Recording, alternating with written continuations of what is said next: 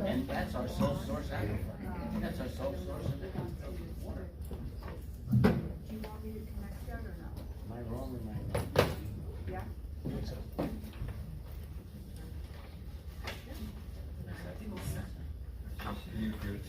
Okay, it's on. Call to order the meeting of the Oakland Planning Board. This is a special meeting for this evening, August 25th, 2022. Pursuant to Chapter 231, Public Law 1975, Open Public Meetings Act, adequate notice of this meeting has been provided by adoption of an annual schedule of meetings, posting copies of same at Borough Hall and Borough's website, advertising the record more than 48 hours in advance of the meeting, mailing a copy to any person requesting the same. Meetings conclude at 10:30 p.m. Therefore, no testimony will be taken after 10 p.m. Please rise for the flag salute. Allegiance to the flag of the United States of America and to the republic for which it stands, one nation, under God, indivisible, with liberty and justice for all.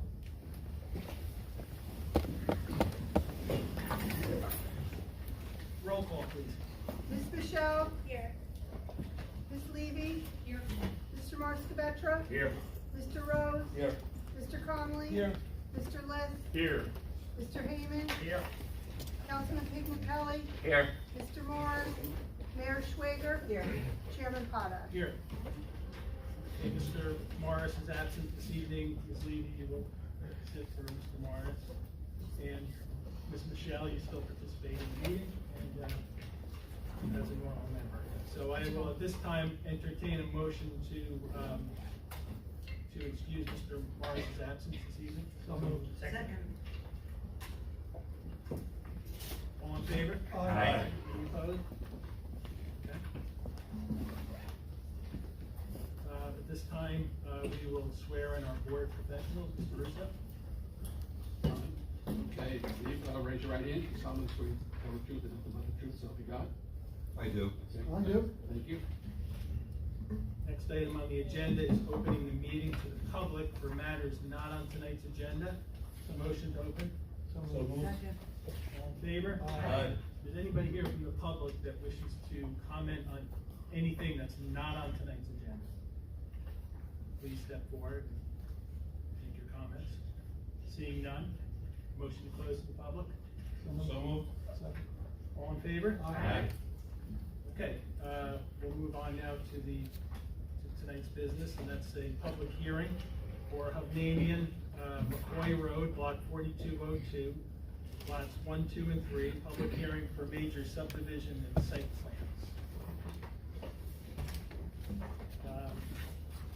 Just to let everybody know that's here from the public, most of you weren't here at the last meeting. So we started our meeting 2 weeks ago on this application. We heard testimony from a representative from K. Hovnanian, who's the developer of the project. He testified, we asked questions, we moved on. We had a second person from Ingerman Development. They will be building just the affordable housing portion of this development. And again, we heard testimony, we asked questions, the public asked questions. And then we moved on and heard testimony from the engineer for the project, Mr. Cote of Langen Engineering. And he presented his testimony, went through all the drawings.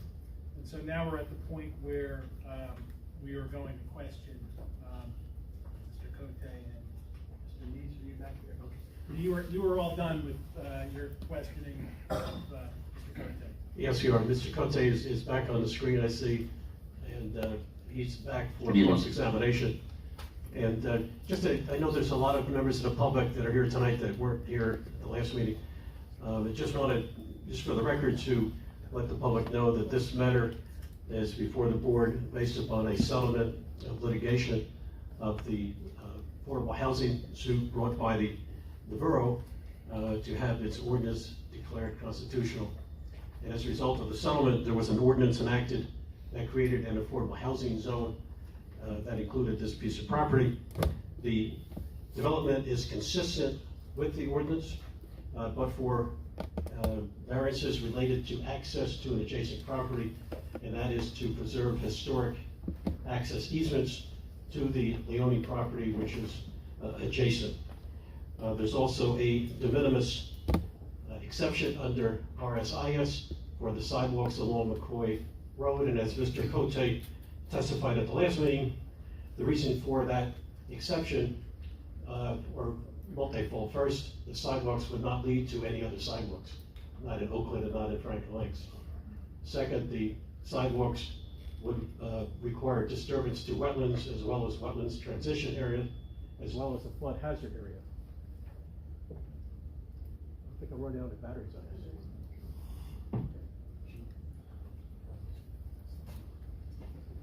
In addition, there would be utility poles that would need to be relocated, all of which would be very cost generative, somewhere in the neighborhood of 215 or 1,000 or more. This keeps. Yeah, getting new batteries. Yep.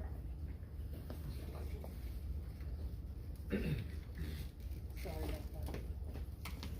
Where's this go?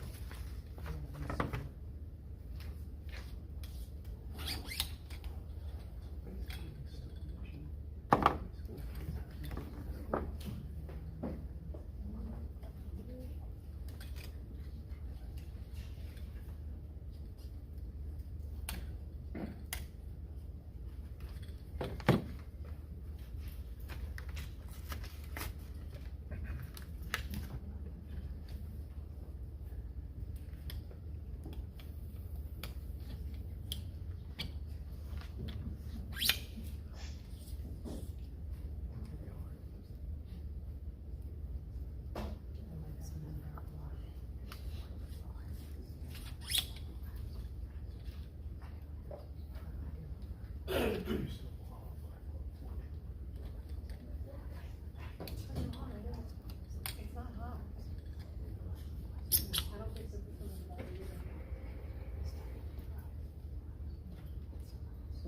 Here we go. Okay, I think that's better. Thank you. The sidewalks would be cost generative under the Fair Housing Act, which specifically prohibits actions of a municipality that unnecessarily add cost to projects. And one of the specific provisions under the regulations found at NJAC 5:93-10.1 is unnecessary costs related to sidewalks and paved paths. And we would submit that here, because the sidewalks would lead to no other sidewalks, and there would not be an anticipation that there would be sidewalks constructed on either end of this, and for the reasons indicated by Mr. Cote at the last meeting relative to the environmental impacts and the permitting required, that this would be an unnecessary cost generative feature. Therefore, that would support the de minimis exception under RSIS. And with that, I think we're open to have Mr. Cote resume, confirm he's still under oath from the last meeting, and answer any questions that the board has. Thank you.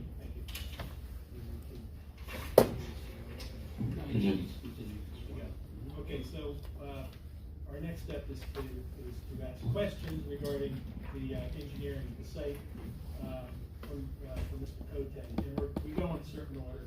We'll start with our board professionals. We have our planner, Burgess Associates, and our engineer from Boswell Engineering, Steve Light and John Kimmick. They'll start with the questioning.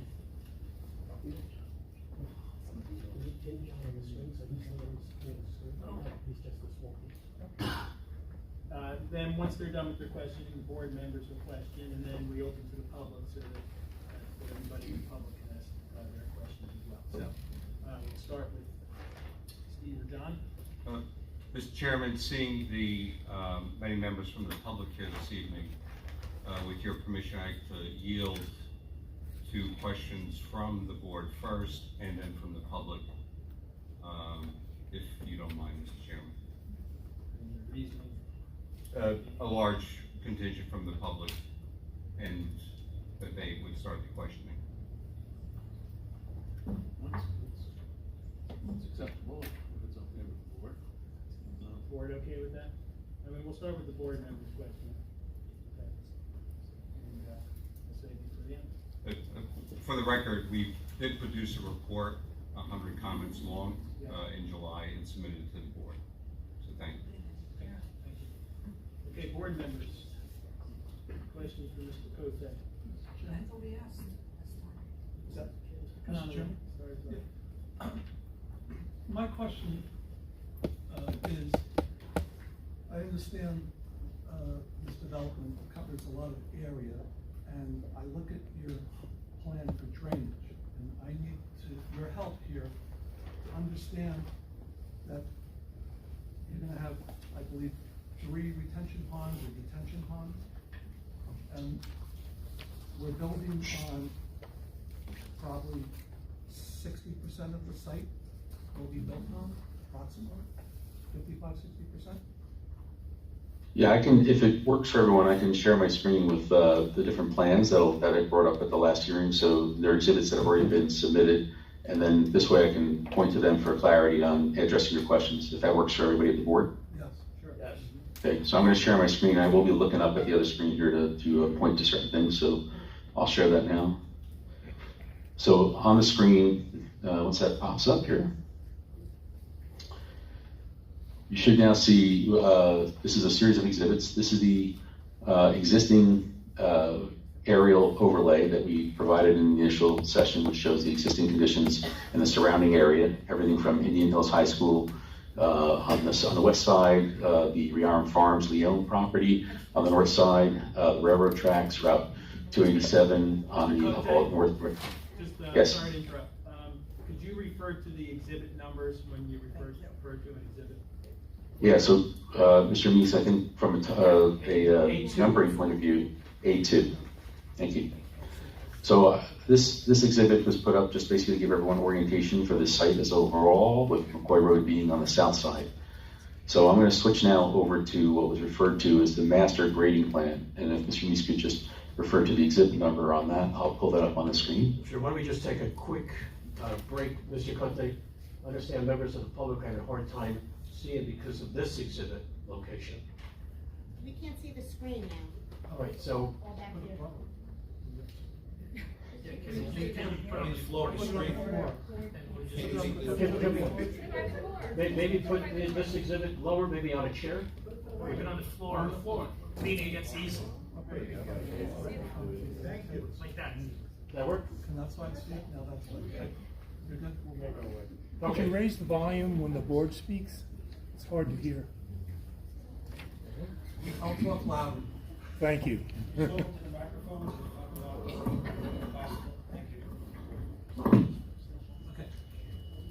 We're ready to go? Go ahead, Mr. President. Okay, thank you. So the drawing that's up on the screen is labeled the master drainage plan, excuse me. It's drawing CG 106. It was dated, last revised, February 25th, 2022. And this is, I think, previously referred to as, this might be exhibit, I took Mr. Bishop Charles, if you could refer to this as exhibit A13. A13, thank you, appreciate that. So this map shows the overall development of the site, and within it, it shows the relative locations of the detention basins and infiltration basins that will support the development. The overall development consists of 3 infiltration basins and 2 detention basins. The detention basin located along McCoy Road, along the frontage of McCoy Road in the area near the affordable housing apartment buildings, handles a portion of the roadway network that comes in off of McCoy Road, and a portion of the flows associated with the area of the boulevard coming up through into the site. As you make your way in, associated with the initial affordable housing and the recreation building, the clubhouse, there's a first infiltration basin. That filtration basin handles the majority of the drainage in this lower reach here in the southwest corner of this site. Once you come into the site and look at the upper region, the townhouse portion of the complex drains predominantly into 2 basins, infiltration basins 2 and 3. Infiltration basins 1, 2, and 3 combine their flows and are routed out through the site to a low-lying point on the site up along the railroad area and a low point in the wetlands. This is an area where we have a stable discharge point that we can bring the flows to. And we've also permitted this at the DEP level for this particular discharge. So looking at the basins, the way they operate, the basins achieve two different goals. They service both water quality and water quantity.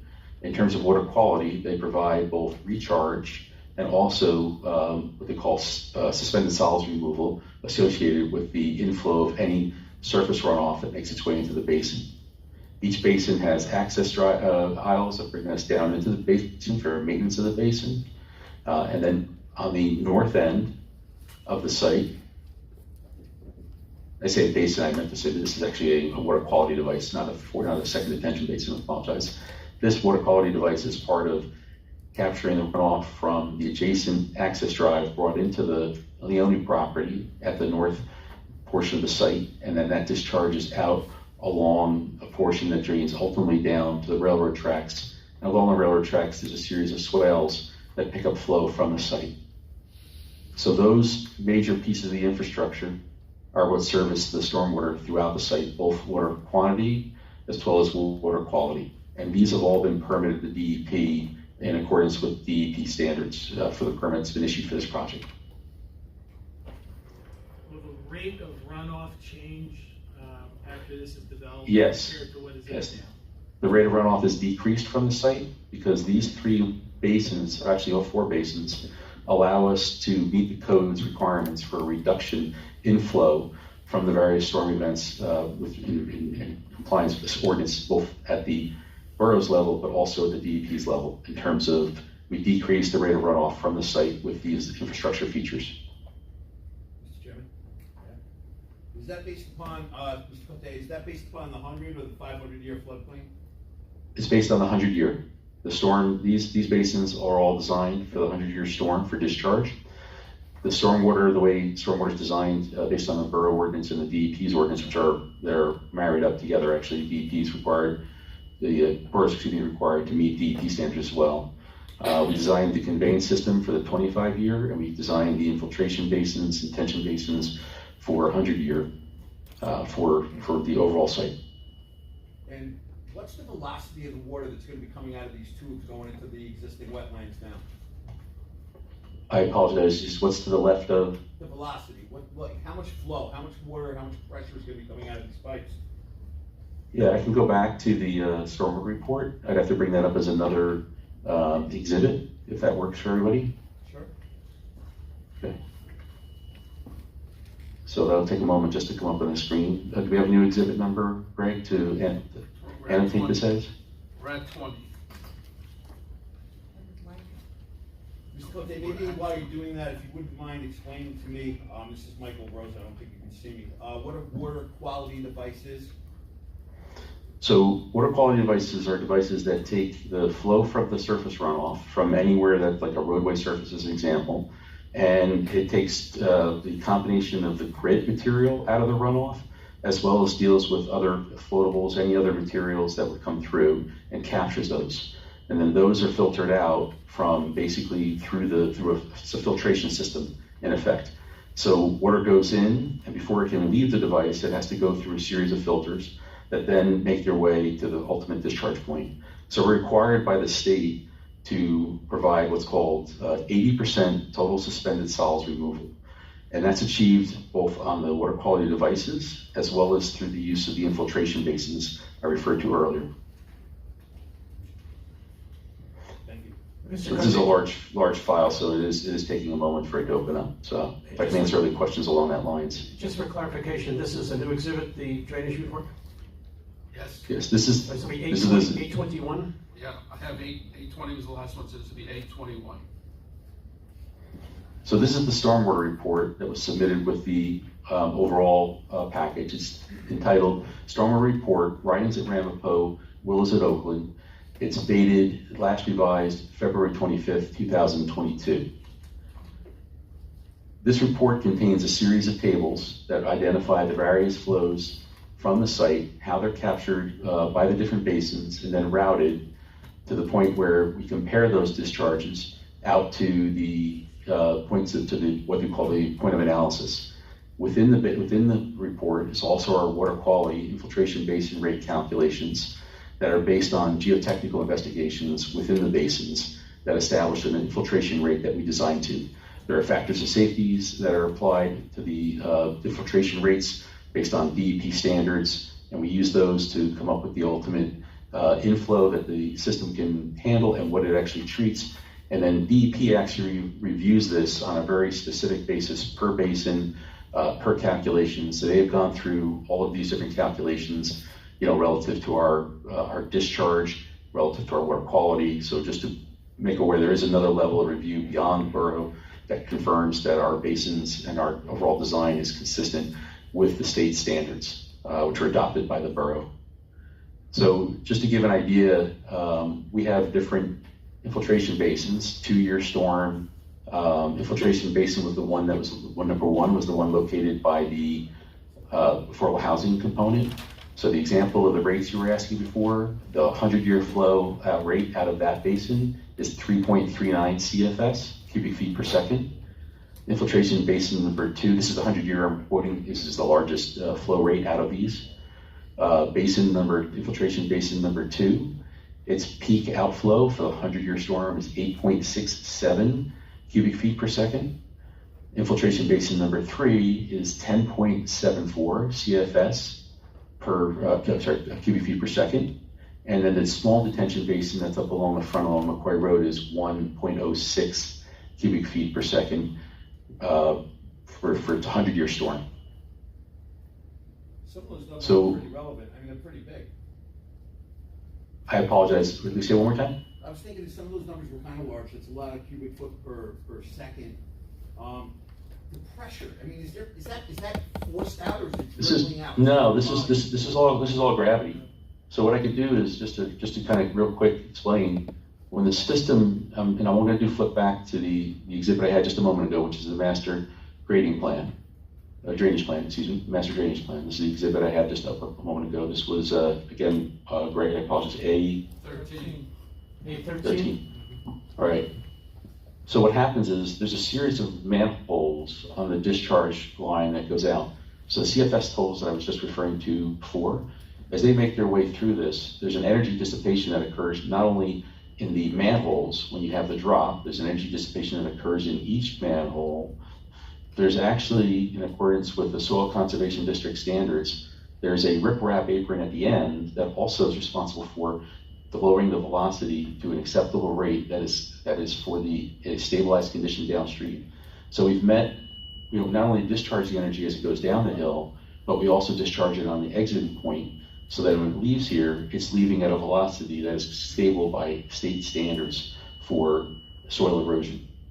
So all those measures have to be done in order to meet the current standards both at the Soil Conservation District as well as the DEP. So there's no pressure pipes here with respect to the way these flows occur. The pipes are all sized for the capacity of those lines, all the cubic feet per second I was just referring to, and the energy dissipation is provided by the measures you see on the plan.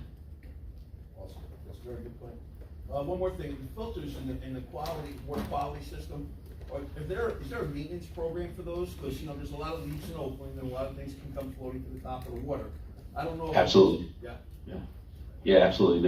In addition to the stormwater report that we submitted, there's an operations and maintenance manual that was also submitted to the borough and also to the state. And the applicant is responsible for maintaining those systems in accordance with that operations and maintenance manual. That's a DEP regulatory requirement and would be naturally a requirement of the board as well, of the borough as well. So when you say the applicant, you mean the HOA, correct? Yes, it'll be the HOA. HOA, yes.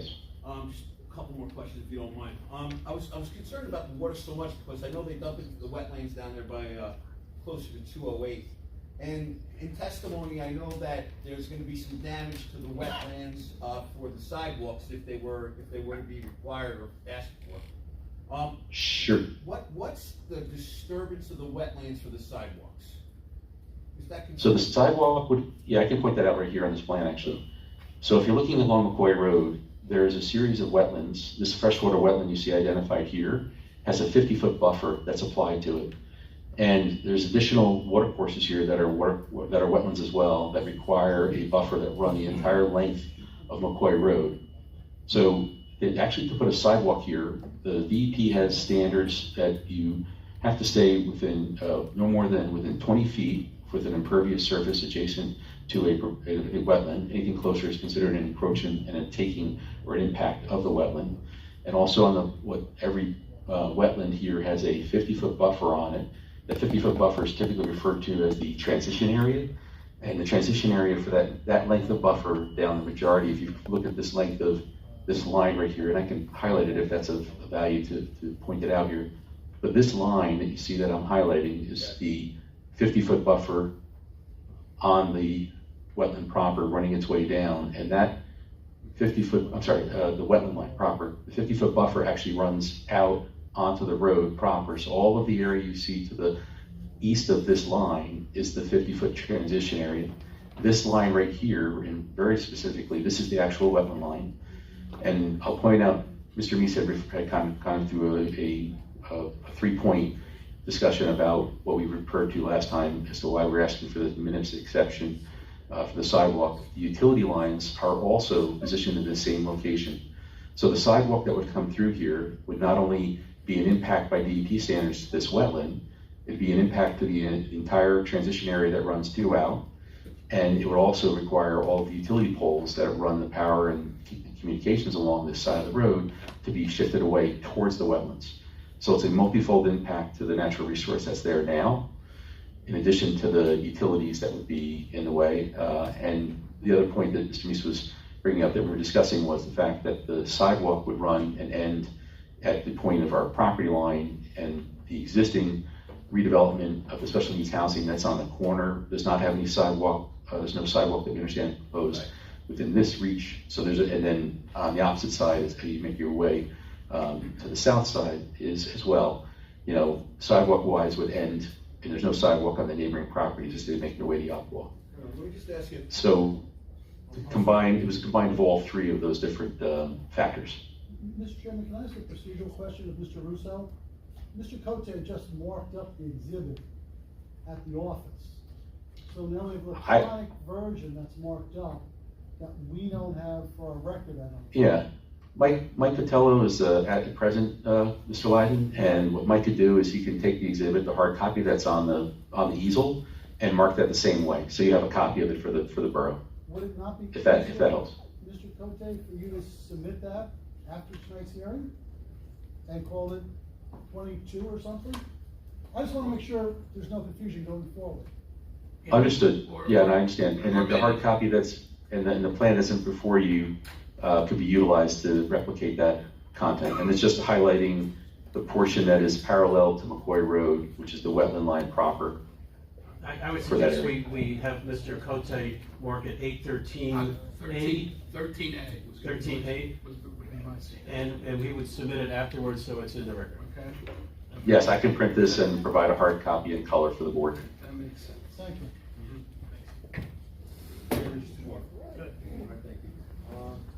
Mr. Cote, if the poles didn't exist and there, for some reason you did the sidewalk, would the sidewalk still disturb the wetlands?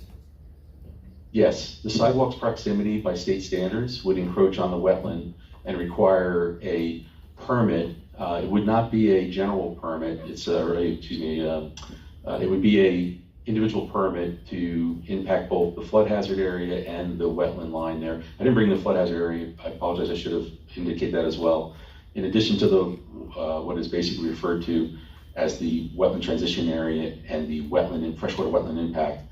This area, by the way, the state governed the flood hazard area. They consider this area to be in the flood hazard where this stream is. And we have our flood hazard permit that identified that and did the actual identification of it. So yes, it would have to be a wetland impact, a transition area impact, and a flood hazard impact by state standards. And that's on the without even moving the utility poles. Correct. That's on the south side of the project, or east? That's where you come out. When you're leaving the project to the left. To the left. All right. I'm kind of curious. I mean, I know you spoke about the 3 areas that are going to be impacted. If that was square footage, how much would that be? Is that like 1,000 square feet, 10,000 square feet, 30 square feet? I can, again, for Mr. Light's sake, I'm gonna annotate this with a quick, measurement here, and I'll give you an estimate of that real quick. This drawing's at 60 scale. If I were there in person, I would just, grab a scale and drag it across the page here, but I'll do this in the markup, and I'll provide, again, this hard copy, will be generated and provided back to the borough. So just a second here. So that length of sidewalk would run from the entrance drive here and running to the corner of our property would be approximately 500 and, I'll just round this because it's for purpose of discussion, 560 feet times 4 would be 2,240 square feet at a 4-foot wide sidewalk of concrete. So it's 2,240 linear with 4 feet of sidewalk? It's over 2,000 square feet. Over 1,000, yeah, over 2,000 square feet of sidewalk to allow that to be built along that length, running from the current entrance location to the end of our property line. So I'm asking these questions because I'm a firm believer that the town should have sidewalks, all right? I believe that, in today's times, a lot of people go jogging, they go walking. In this part of McCoy Road, some of the vegetation gets a little bit overgrown, forcing children to ride their bicycles, people to walk on the street itself. So I find that a safety issue for me. I would like to see if it could be worked out to where these sidewalks were to be installed. I know you understand, and I heard you about sidewalks to nowhere, but they have to start somewhere. And I think that, your project would be a beautiful project for that. I think that the poles could be eliminated and the utilities could be placed underground. And there is a cost to that, I understand that. I don't want you to have unburdened costs. I just want you to do what's right for the town, all right? So, I think this is like a $100 million project. I think that maybe for, $50,000, $200,000, whatever it's gonna cost. I think it's minimus. I don't think it's a big number. But I could opine on that a little bit further if I could, just to with respect to your specific points. With respect to the issue of having people use the sidewalk, the issue is the sidewalk, when somebody does reach that end, there is nowhere to go but back onto the street proper. So if you're encouraging people to use the sidewalk in this environment, you then are encouraging them to then come off the sidewalk and be in the street, or if they weren't going to ride on the vegetation that's there now. So I do have a little bit of a, from my engineering background, I look for points of destination that provide that safety point. I don't believe that leaves an open-ended to it. And I'm not sure of the borough's plans for the adjacent property. I understand the development for the special needs homes was done more recently, and there's no sidewalk on that bringing its way out, and that's Franklin Lake, so we got to turn on their behalf. But there was no sidewalks constructed there, and there's no sidewalks on Colonial, no sidewalks running from McCoy back to Colonial the other direction, or going up Yopwaw. So I'm not trying to be, don't take me the wrong way, and I want to just reflect some of the conditions that concern me about the idea of building a sidewalk to nowhere. It does have its own implications. The number that Mr. Meese referred to earlier, the couple $100,000, was not even for putting utilities underground. Utilities underground would be a far higher expense. That was for the displacement of the poles to push them back towards the wetlands, assuming that those lines could be moved.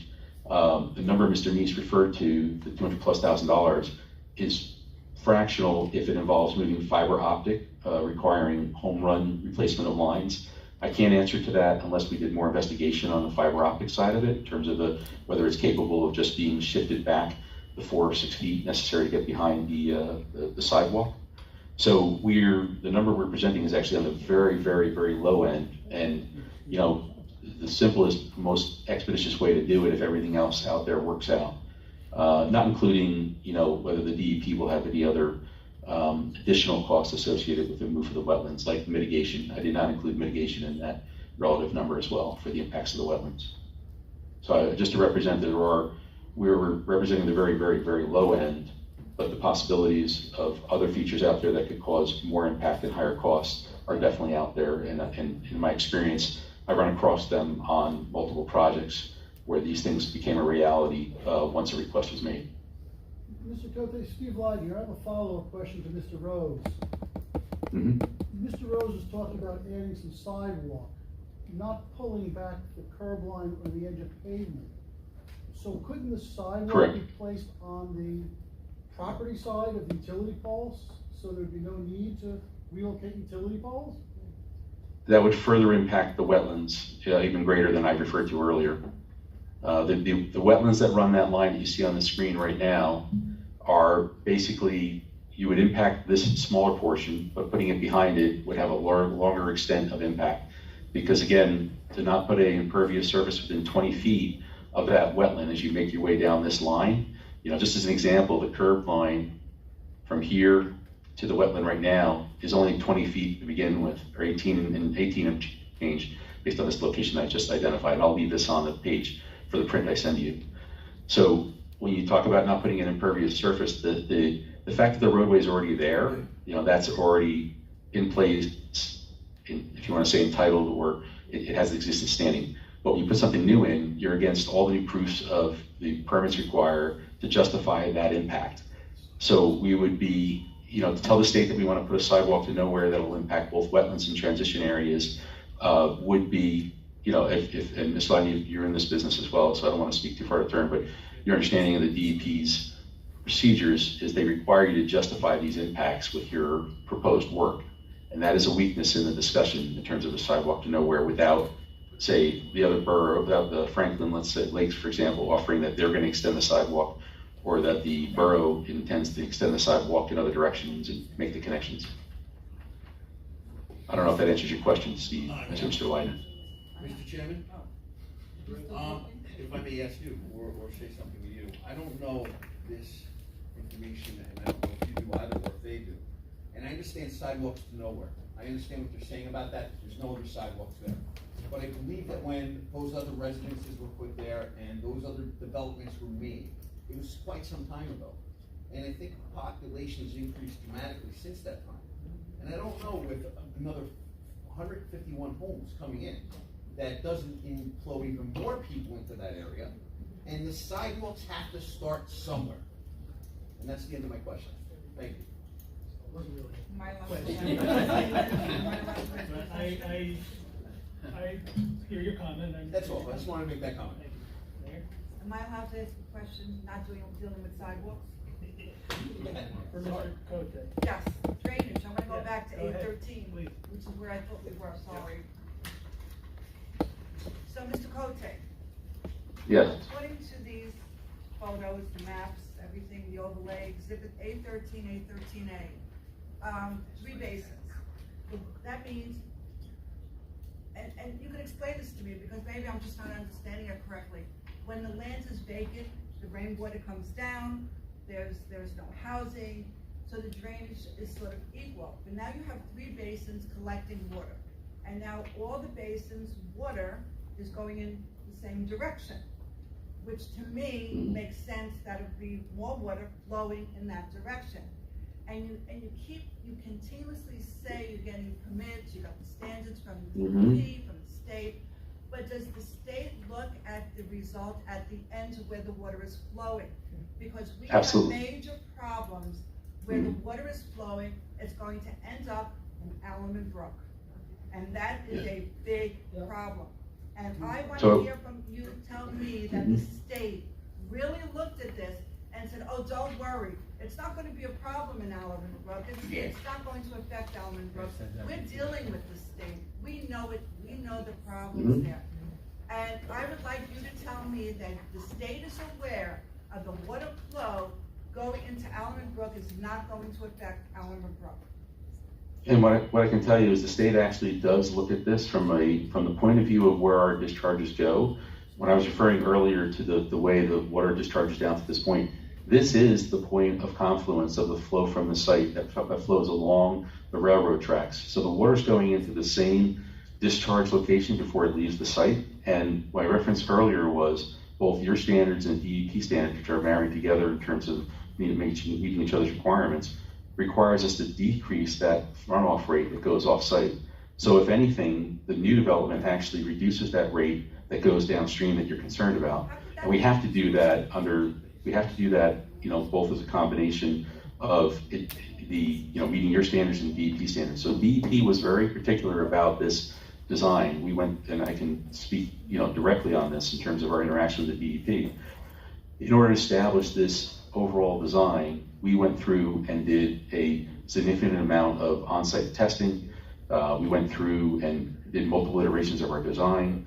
We came through the point, in terms of they have a very rigorous set of standards in terms of when you look at how we do our design and how they check that infiltration rate, how they check, like for example, the infiltration rates are checked within a basin, not only for water flowing into it, but for water staying in there for any extended period of time such that it actually, doesn't overfill, so to speak. It doesn't mound up and not hold the water properly. So we went through and we had to meet all those design criteria.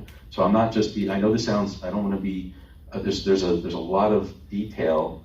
The storm report, in terms of the hundreds of pages, or maybe in terms of thousands, if you look at all the content we provided, they're very rigorous about it. So the answer to the question is yes. They look at this from a very specific overall impact of the site to confirm that our design, our proposed development, with all of the measures that are put in place, meet those standards. Otherwise, and again, your borough engineer as well has an opportunity to look at this and have, see that whether or not we've met our criteria. So, we are looking to, obviously, we need to be compliant with that. So we've had one major check, and we have a check with your borough as well on our work. So you're telling me that the state is aware that the end result of this water is Allen Brook? I can tell you the state's aware that our discharge from our site is reduced in rate compared to the existing condition to where it is today. They're aware of that. I can't tell you what the state has in terms of dealings downstream in the brook. That's not, that's outside of my own jurisdiction, so to speak, in terms of I designed to make sure that I have no off-site impacts from my on-site design.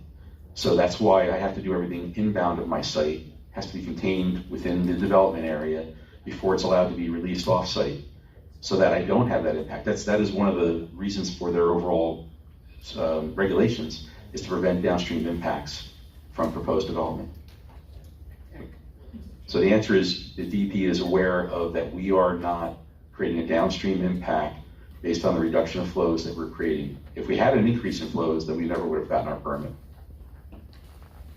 So the testimony I'm hearing is that by building these units, that the water from the roofs, the water from the driveways, the roadways, is all going to go into these retention ponds, and it's going to go out through these access points, and there's going to be less water hitting, is that Pond Brook, that it's going to end up in Pond Brook?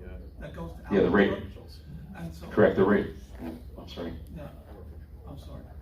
But you're telling the public and this board that the rate of water leaving this property, once you build out and you cover all this property, is going to be less than the existing conditions today. That is correct. That is my test. Yes, that is correct. That is the premise of the design the regulations we have to meet. The borough's ordinance as well as the DEP require us to do that. So I'm not doing something that is independent of those regulations. I'm looking to meet or exceed those regulations, and that requires us to reduce the runoff rate coming from the site in the post-development condition. So that is the answer is yes to your question. And our engineer concurs. I don't want to put you on the spot. You are, Mr. Conley, but that's okay. But I think that I would have confidence if Boswell Engineering reviews it and can tell us that, me or the board, tell us that you agree with these findings and that the people downstream from this project will not be impacted by more water flow. And we all know that the storms have been getting less intense over the years and will be. Mr. Connolly, we have not completed our stormwater review yet. I would say it's about 80 to 90% complete. I intend on providing a written report to the board specifically for stormwater management and what our findings are. And we will have that before the next hearing on this matter, well ahead of the next hearing on this matter. I have a question, Mr. Chairman. Yes, sir, you say there's gonna be less runoff now. Prior to development, there is much more absorption area, much more vegetation, many more trees that you'll be cutting down. There are gonna be roads and sidewalks within, roof gutters, all that, and you say there's gonna be less runoff now? It's the rate of runoff. So if you think about what enters the But not stream, volume. right? Yeah. Volume is one thing, but we are required, that's why I tried to explain on the front end when we were asking about the general question about the stormwater. The infiltration basins here are required because the state actually wants recharge. So there's an element of our project that recharges, that does a groundwater recharge, and that's the 3 infiltration basins actually meet that groundwater recharge requirement. The water quality is a treatment portion of the basin in terms of that, making sure that when that flow goes off-site, that flow is treated to the state standards. And then relative to the way these basins are built, they have outflow control structures that specifically restrict the flow going off-site so that the flow rate is below the flow. So under the conditions of existing, the rate of water going off-site is greater than what is proposed in this final post-construction condition. What we've experienced is that in cases of storms, Alleman Brook volume increases dramatically. There's been quite a bit of damage to the banks along the Alleman Brook. We also had some collapsing along the Alleman Brook of our walls, our stone walls. We are all concerned that you said the runoff is not going to increase, but the volume could. During the storm, these banks could be washed away. Oh, I don't want to speak to the conditions of downstream. I don't have control of those matters for the purpose of this application. But what I'll tell you that is that changing the rate of flow, decreasing the rate of flow going off-site, means that rate of water that's making it down, what accumulates at a given point in terms of the rate of water that's getting there, is less in the post-development condition. And that's why there's a significant, it may not be that visible on this drawing when you're looking at it in the context of a large-scale map like this, but these are significant infrastructure measures in place to address that.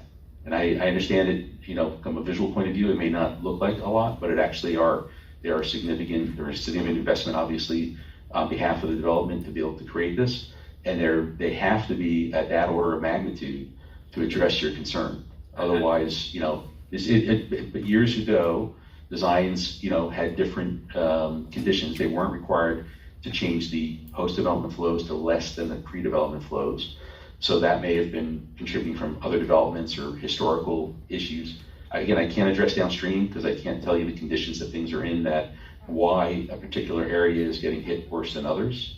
But what I can tell you from the post-development condition of this site, that rate, and the rate is what governs what shows up at a location in terms of how quickly it gets there, and the volume that gets there, based on a rate of flow that gets there. See, I understand. That is reduced. I understand you're not concerned about downstream. But Oh, no, I'm not saying I'm not concerned, don't get me wrong. No, I'm saying I can't answer to that because I just don't, it would be inappropriate for me to So we'll answer for you. to give. We'll answer for you, Right. or the people who live along Alleman Brook can answer for you, because increasing the volume, again, if we're doing away with the absorption area of the development, I can't see that it's not going to affect Alleman Brook adversely, diverting all this water from this, how many acres here, down to the Alleman Brook.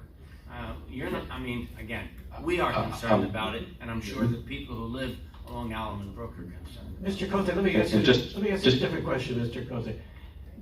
As part of the DEP review, did they review the drainage as part of the Flood Hazard Act? And is this design consistent with the Flood Hazard Act as well? Yes, it is. And just to answer that question, we are not eliminating the infiltration of water into this site. We are providing it through alternate means, which is the infiltration basins. If the site didn't have infiltration basins, then that recharge component wouldn't exist on the site.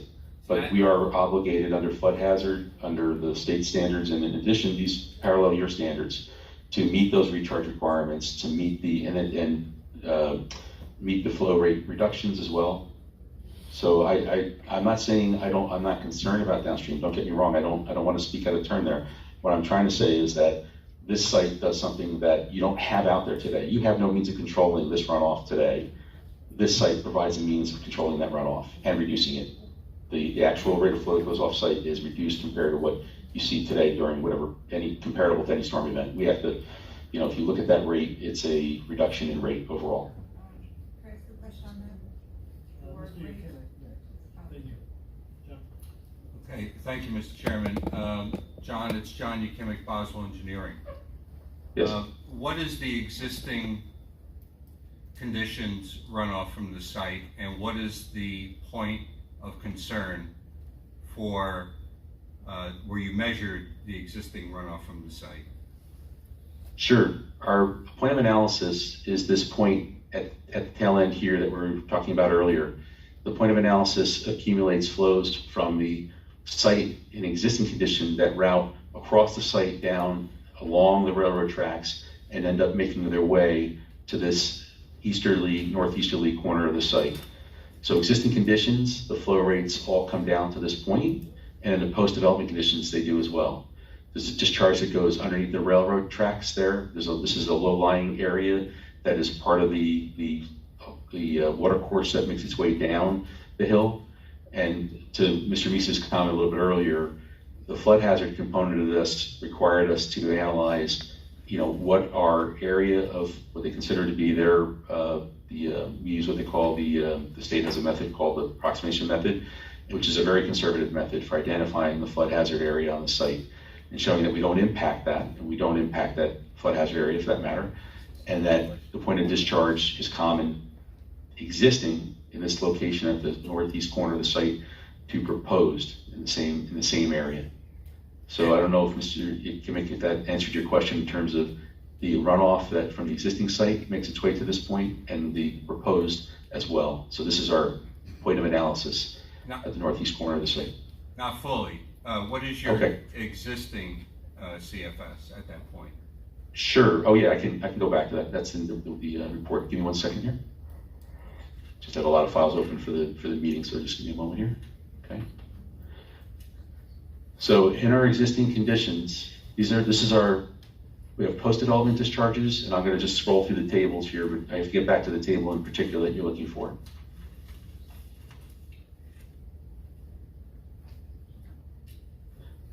So in the existing conditions, we have different points of analysis, and I'm going to go through, let me go back up through the point of analysis one, and I'll pull up a map for that.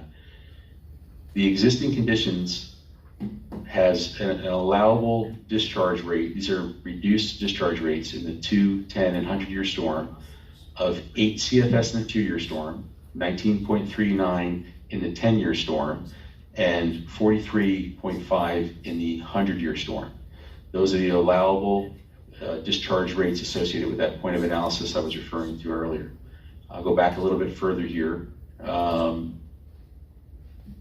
The discharges for existing conditions, the summary of these conditions, there's actually a series of different points that all lead to that downstream point I was referring to earlier. But there are areas in existing that we consider undisturbed, areas that are disturbed, and when we look at each zone within the site, the runoff flows from those zones vary from 19 CFS to 3 CFS, 15 CFS, and I don't have a total right on this page here, but I'll go back to that. But what I want to refer to earlier, and this is something that, you know, from the ordinance point of view for the board, the 2 and the 10 and the 50-year storm have to be reduced to 50% of the 2-year storm, 75% of the 10-year storm, and 80% of the 100-year storm from the pre-construction runoff rates to the post-development runoff rates. So on the lower storms, the frequent storms that you get, the ones that fall under the 2-year category, we have to reduce that rate to 50% of the existing conditions today. The 10-year storm, the next kind of level of height storm, we have to reduce to 75%. And then on the 100-year storm, we have to cut off that to 80%. So any of the existing flow rates that I'm talking about, and we look at those and then compare them to our proposed has to meet these rate reductions. So just for the, going back, John, I apologize, I'm just going back a little bit for that description of the reductions that are required. Okay. So when you look at the discharge rates under when we go from each of these areas that are, you know, comprised that make it down to that point and what are allowable being in the reductions. We get to this 8, 19, and 43 that I referred to before. And if I come down to, let me just look at the proposed here to give you an idea. So those same, same areas, the different watersheds that we analyzed, each one is looked at individually and brought down, into a whole. And each of those have a 2, 10, 25 year and 100-year proposed condition that has to meet that reduction I was talking about before in the 2, the 10, and the 100. So the detention basins provide that, infiltration basins provide that reduction.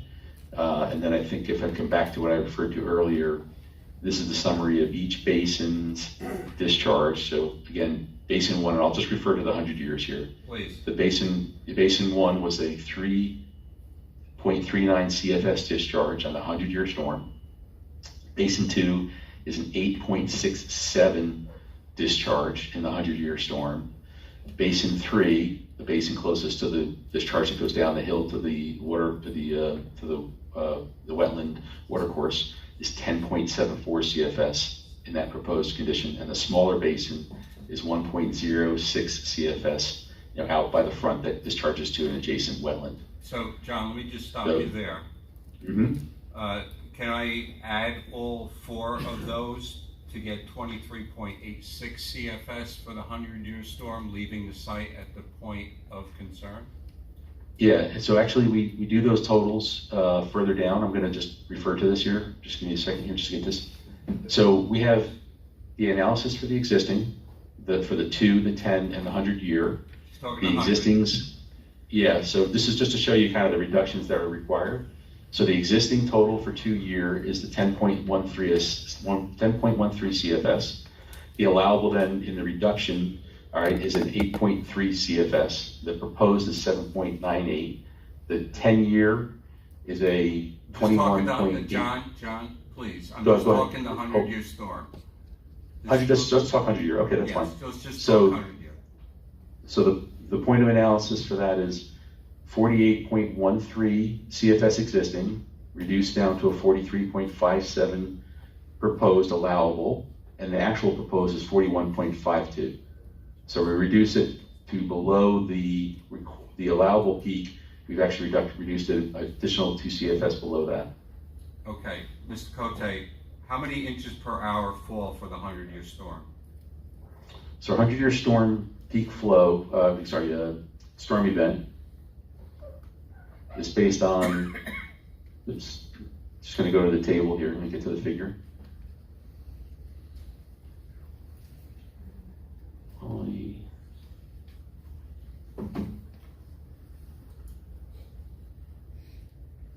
I apologize, this file size is rather large, so it tends to be a little bit cumbersome to get through. Mr. Chairman, while he's doing that, can I ask Mr. Yakman a question? John, is it a cubic foot of water? Is that equivalent to about 7.5, 8 gallons of water? Yes. And then with some of the calculations that he's giving, I'm getting about 13,000 gallons being added to the brook per minute. Would that be correct? Close to that? I don't know. I can't do that math that quickly. But Could you repeat that? Could you repeat that? Volume. We're talking about volume. Right, so 1 So look, cubic- we have this big plot of land, and it's raining. It's raining a 100-year storm. And that water's going everywhere. It's going to the left, it's going to the right, it's going to the center, it's going everywhere. It's going into the ground, it's recharging stuff. Now we're gonna take all that water and we're gonna put it right over by Mr. Pegatalo, right? At 13,000 gallons a second. A minute, I'm sorry, pardon me, a minute. Okay? Or 7.75 million gallons in an hour, if you break it down. How is that brook gonna hold up? How is the wall of 127 ramp gonna hold up? That could be a lot of volume. I just want to explain that water gets there today already. You're asking whether the existing water is a problem versus the proposed condition. how many So inches? just to clarify. How many inches per hour, Mr. Cote? Yeah. So our 100-year storm cumulative effect within 24-hour period is a rainfall of, bear with me a second.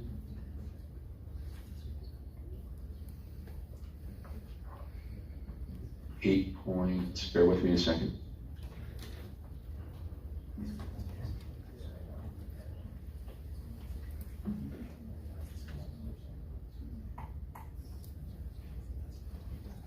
The 24-hour period is a cumulative rainfall effect. Hold on a second. Looking for my inches per hour. I apologize because my tables are. If you could put it in terms of a 24-hour period if you wish. Yeah, I believe it's between 8 to 10 inches per hour in a 24-hour period. I just want to get the confirmation off the table here, but we can refer to that as the general range. And I'll get the actual range, the actual number. Okay, Ms. Cote, do you think the DEP will be changing those regulations anytime soon?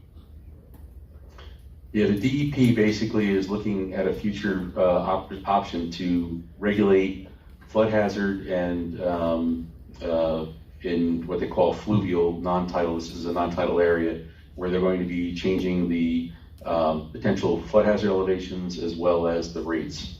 But that hasn't been adopted yet. Our understanding anecdotally is that they're still going over the option and how they're going to provide that. And so what will happen when they do change it and we get more climate change runoff?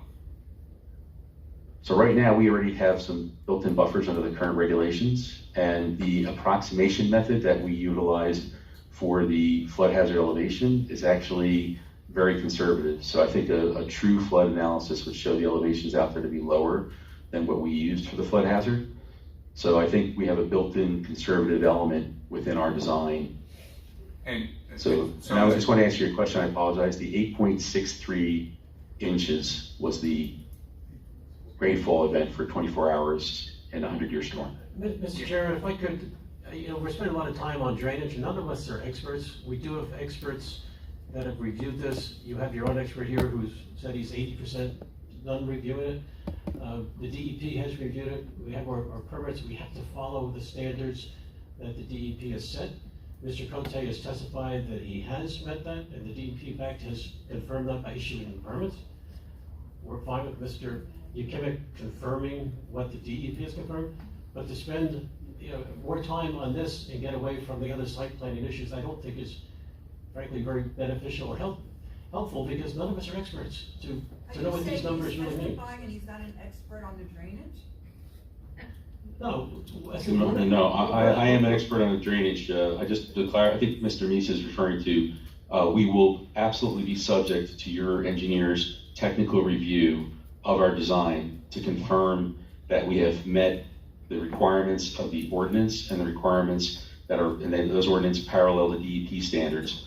So we have no issue at all. I'm making my statement right now that our design is compliant and that I will address any comments from technical review by your engineer. But what I've stated so far is absolutely true and part of my record, no question. You asked questions about flow rates, you asked questions about storm events, so all those things in terms of the requirements, are there. I don't know if what Mr. Meese is referring to is do we want to delve into the technical components with respect to the board, or answer your bigger picture questions about, how are we addressing stormwater management as a whole, both in, the flow rates you were concerned about, the water quality certainly would be a natural concern as well, and the infiltration to provide that groundwater recharge that items I've heard so far from the board.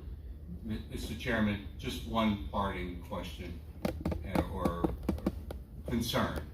The DEP at the time that this was approved had certain standards, and we're just seeing those standards going up and up as time goes by. And that's our concern, that we're hearing that this has been designed according to the standards that were in place when they went for a permit. However, with climate change, we're getting more and more intense rainfall. That's all I want to say right now. Thank you. So, procedurally, you're saying that there's going to be an expert on drainage. I should withhold my question? That's not what I'm saying at all. You've been hearing extensive expert testimony. What I'm saying is no one in this room other than Mr. Yukimic is an expert to understand these issues that we're talking about. The DEP's reviewed it, Mr. Cote's reviewed it, Mr. Yukimik's in the middle reviewed it. And I just don't think it's very helpful to the time management here to spend more time talking about, individual numbers with respect to drainage, when it really becomes somewhat meaningless to us, our understanding of the process. I'm not asking you about individual numbers. And you are a reputable attorney, I know you very well. You're a great attorney. However, you don't live along Allen Brook. And that is a major concern. We understand that. Drainage is very important. We understand that, and that's why Mr. Cote has reviewed what he's done today. He's went into detail on how it's been designed, the basins, what purpose they're there for, how the whole project is routed. The fact that the DEP has reviewed it and issued the permits for it. And the fact that Mr. And if I could add one more thing, the point of my testimony is to answer your questions, and I'm hoping I'm answering them from what you consider to be the big picture planning board's perspective on what you're trying to see governed here. And I want to make sure that you hear from me that, I am looking to meet your requirements of the borough, meet the requirements of the state agencies, everything from not only DEP, but I also have to meet the soil erosion. So there are several layers. I can't opine to future regulations. We've been trying to get the state to give us any guidance, and it's been haphazard. There hasn't been anything really published in terms of the reality of what they're trying to do. But we understand, and for the purpose of this application, understand that we not only met, but we exceeded those standards relative to the numbers I was referring to earlier. So there is buffer built into our design, beyond what you have for regulatory requirements. So I want to put that all on the table for you for consideration, of what we did on this design. I don't want you to feel uncomfortable that this design was done in some measure to skirt a regulation or to do anything less than what was required, if not do more than what was required. And we've met that standard, in what we presented in our plans. And we are absolutely subject to your engineer's review, no question. I respect that, and I will look forward to that review comment letter. I just have one question of clarification, if that's allowed on this. My limited physics education from college, I just want to clarify when you use certain words. You talk about rate, are you referring to when you talk about reducing the rate, are you talking about reducing volume? No, what happens with the rate is it's not, it's not a reduction in volume. The difference is that when you look at the impacts of something downstream, how fast that water gets there, how much water gets there in terms of if you thought about it, for example, like if I said I've got 100 CFS going to a point, if I reduce that to 80 CFS, that gives an opportunity for whatever other flows were in that channel to pass that were already there or in the way or creating other circumstances. So we are taking basically an effect and helping you mitigate something downstream by controlling that water, slowing down that water, and for a period of time that basically gives an opportunity for other water to pass by. So just from a big picture point of view, that rate, you do want to rate control. Volume runoff would be, well, think about volume runoff. I'd have to inject the water beyond our groundwater recharge. I can't make water disappear, so to speak. In other words, I can replicate infiltration. I can create those opportunities on site, but the rate is what I can control, and the rate is what helps you downstream relative to other water getting out of there, rather than having our full rate show up at the same time as the other water, and then having that water impact. So we are reducing the rate that shows up in your downstream elements that you're concerned about. So I don't know how else to say it, but I think I'm going to ask how else to say it. Is that then the same as speed? I mean, what's speed of what? What is that? Velocity? Is that speed? No, that's a volume per second. That's how much water goes through, how many cubic feet of water per second are passing a location. So in other words, think of it like basically it's a rate of water. It's a rate, I apologize. It's not a speed. Velocities are covered with what I mentioned earlier. We're obligated to reduce the velocity of those waters coming off our site in what the Soil Conservation District governs for, considered a stable flow off site, to not create soil erosion, sediment, that's an obligation we have to meet with the Conservation District. They govern that. The U.S. Department of Agriculture relegates to the soil conservation districts that when a stormwater design comes in, that stormwater design has to be done in a fashion that we don't cause any type of accelerated erosion. So that's why I mentioned earlier those riprap aprons and the energy dissipation I was referring to earlier is all geared towards that measure. So when that water leaves those riprap aprons, it's leaving at a safe velocity so that it's not causing erosion. And that has nothing to do with your downstream erosion. That's everything that basically stops the water from becoming a problem and creating erosion and sending it downstream to your whatever other receiving facilities. There's no way to measure the speed because we've seen a very low volume of water at a very high rate of speed doing a very great deal of damage. Yeah, we are responsible for the rates. The rates are done at the actual dish. Yeah, we reduce the rates to a stabilized condition. So for example, the water coming off the riprap can only go so fast. It might go 2-3 feet per second, whatever it might be. Because each riprap apron is designed so that you have a slowing down rate. Now that's a speed, all right. So the feet per second of the way the water flows at the reduced rate that we're talking about as well. So it's not only a slowing of velocity, also a slowing of rate. But we have to meet those standards for soil conservation. They put that safety net in front of these things in order for that our discharge doesn't cause any erosion downstream. That's the intent. So we are addressing velocity on the discharge riprap aprons, and we're addressing rate from the large detention basins that are on the site to accomplish all the reductions that I was referring to earlier.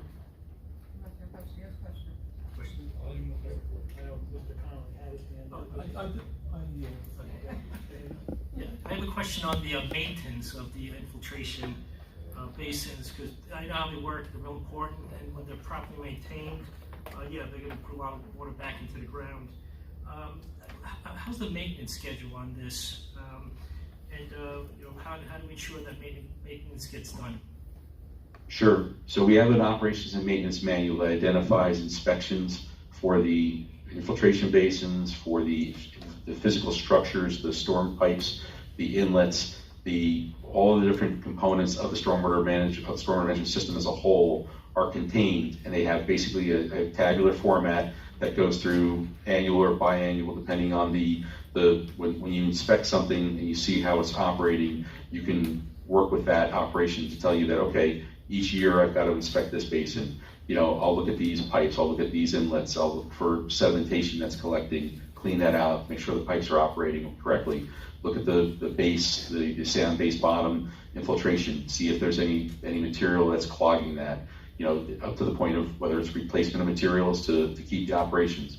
So there is that, and that's an obligation of the HOA as well, in terms of the permit that rides with the land contains the stormwater design that we have, put on our plans, but also contains the O&M manual, the operations and maintenance manual as well, as an obligation to maintain those facilities by both the permit and then by the HOA has the obligation to do that.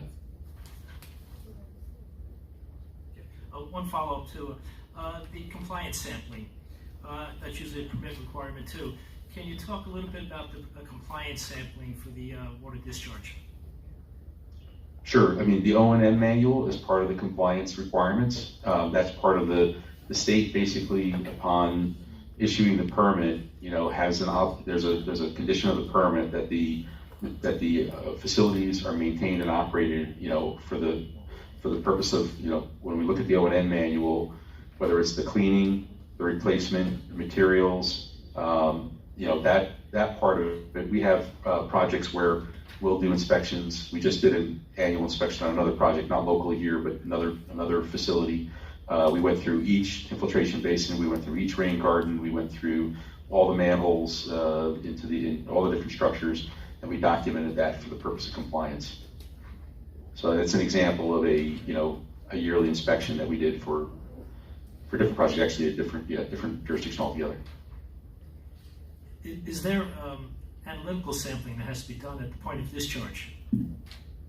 No, the measures that are put in place achieve the goals of the DEP standards for the discharge plan. This is not an industrial discharge like that have unique standards based on some manufacturing facility or anything of that nature. Okay, thanks. Right. Hi, Joe Moscovetro, quick question on the calculations. When you do the 80% calculation, what is the capacity of the storm basins at the start of that? So the basins are designed for a 100-year storm, so that from a capacity point of view, we take that entire flow that comes in, the proposed flow, and then we meter that through what's called an outfall control structure. And the outfall control structure has different size weirs, different size orifices, and that capacity is the proposed flows coming in, and then the proposed flow coming out of the other side of that outfall control structure has to meet that rate reduction I was speaking to earlier. So the basins are designed for 100-year capacity. But when you do the calculation, what's your starting point? How much water is in the basin at the start? In the calculation? Yeah, we calculate the volumes of water in there. There's multiple iterations of the volumes, different volume for each storm event. But if the answer to the question was, what is the ultimate capacity? The 100 years is the highest end capacity that we calculate for the basin, and we provide emergency spillways for anything beyond the 100 year. What I'm asking is, what are you assuming is the volume of the basin when you do at the start? Oh, we calculate. Yeah, we use the grading that allows us to calculate the volume. When I mentioned a little bit earlier that we went through multiple iterations to create this design, we have to go through and through an iterative process, size the basin grading wise, our bottom opening area, the slope embankments on the side, any walls, anything we've imposed to create that basin shape. And then we calculate, per foot of increment coming up through the basin, what the volume that the basin can hold. And that's what's routed through our calculations, what they call the routing of the basin. We route the water inflow into that volume based on our grading design. And then there's that outfall structure I referred to that then has the control for the discharge. So we do our grading plan dictates the volume of the basin. Okay, but when you Mr. Chairman, I think what Mr. Moscovetro is asking, when you do your analysis, John, is there any, when the 100-year storm hits, is there any water in the basin? Oh, yeah, no, the way the state requires that the basin be evacuated within 72 hours of its operation. So, yeah, we don't carry a 100-year storm for sitting in the basin for, weeks on end and have that discharge. No, it's out within 72 hours. We're obligated to have it discharged within 72 hours. So the calculation starts with those basins being empty and ending full. Yes. Yeah. And it takes 72 hours later, it could be made empty again. Yeah, then correct, and the full volume is out of the basin. And correct. That's where the 20% goes into the size of the basin for that short term. That's where the reduction. During the entire time that basin is discharging, it never exceeds that 80% rate going out. So if you think about it, the way a basin flows, it's it's at its highest point. That's when the water is flowing at its highest rate, and that rate is reduced. When the basin starts to drain, that actual rate goes down. So we estimate we calculate the reduction based upon the worst case condition in terms of the highest flow rate. We reduce that by 80%. So there's other reductions that occur further down, but we do the worst case in order to carry that's the most conservative way to do it. And one last thing, if the proposed basins were a little bit bigger, then the retention, the percentage would drop a little bit more. Yeah, they're actually a little bit bigger than what your ordinance requires. That's why the rates I was referring to earlier are even lower than what your standard requires. So we actually do have them oversized slightly relative to each basin because, just when you design this, you design up to a point and try to get the best, and we have them slightly over-designed for that matter, yes. Okay, thank you. My question is, I know, John, you came in and asked you, I believe you said it's 8.63 or 8.67 inches of rain per 24-hour period for a 100-year storm. We happen to Right. get these purple cells over us that drop 2 or 2.5 to 3 inches of rain within an hour, hour and a half, 2 hours.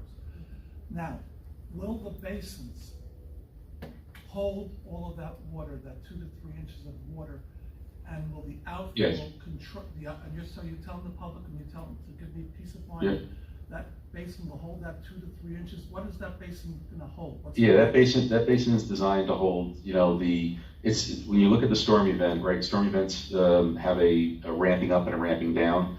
So when you talk about 3 inches, there's a kind of a cycle over that period of time that the water ramps up to that elevation, the volume of the rain rate you're talking about, the inches per hour, and then tapers back off again. And the basins are designed for that, 8 and I'll go back to that number again, but that 8 point, I think I have that number off the top of my head here, 8.63, I apologize. Inches of rain over that, and basically that distribution is a 24-hour storm for everybody, just relative to what they're discussing, but there is a peak flow within that storm event of the rates. So the answer to your question, Steve, is yes. It'll handle that 3-inch cell running through. I'm still not comfortable with the answer. Mike? I apologize, Steve, your microphone might be a little bit fading there. Mike, again, you said, I'm asking if we get 2 to 3 inches of rain within 1.5 to 2 hours, will the retention ponds hold all of that water and control it to keep the rate still at the 80%? That's the Yes. question. Yes, because the rate's controlled by the outflow control structure. So as fast as that water gets to it, that's not what matters. What matters is the overall volume that the basin handles. And again, if you look at that rate, it gets there quicker, but it has no way to get out because there's a control structure that slows it down. That wouldn't happen in the existing condition. It only happened in the post condition because we have that control structure to slow it down. Mr. Chairman, I have a question on the retaining walls. You want to, I'll defer until. Yeah, just hold on for a second. I just want to see if anybody else has any more drainage-related questions. Do I? I have one, Mr. Chairman. It's not really drainage. It's more soil erosion. Good afternoon again, Mr. Kotek. I've heard what you said very clearly in your testimony about soil conservation and the point of discharge when it leaves the riprap apron. I am very concerned apron on the by the farm, the Leone property. Sure. I looked at the, well, let me ask you my question first, so you know where I'm No, coming from. go ahead. I think you already put it in your letter, so I can, yeah. Go ahead, give it for the benefit of the board, yes, please. Sure.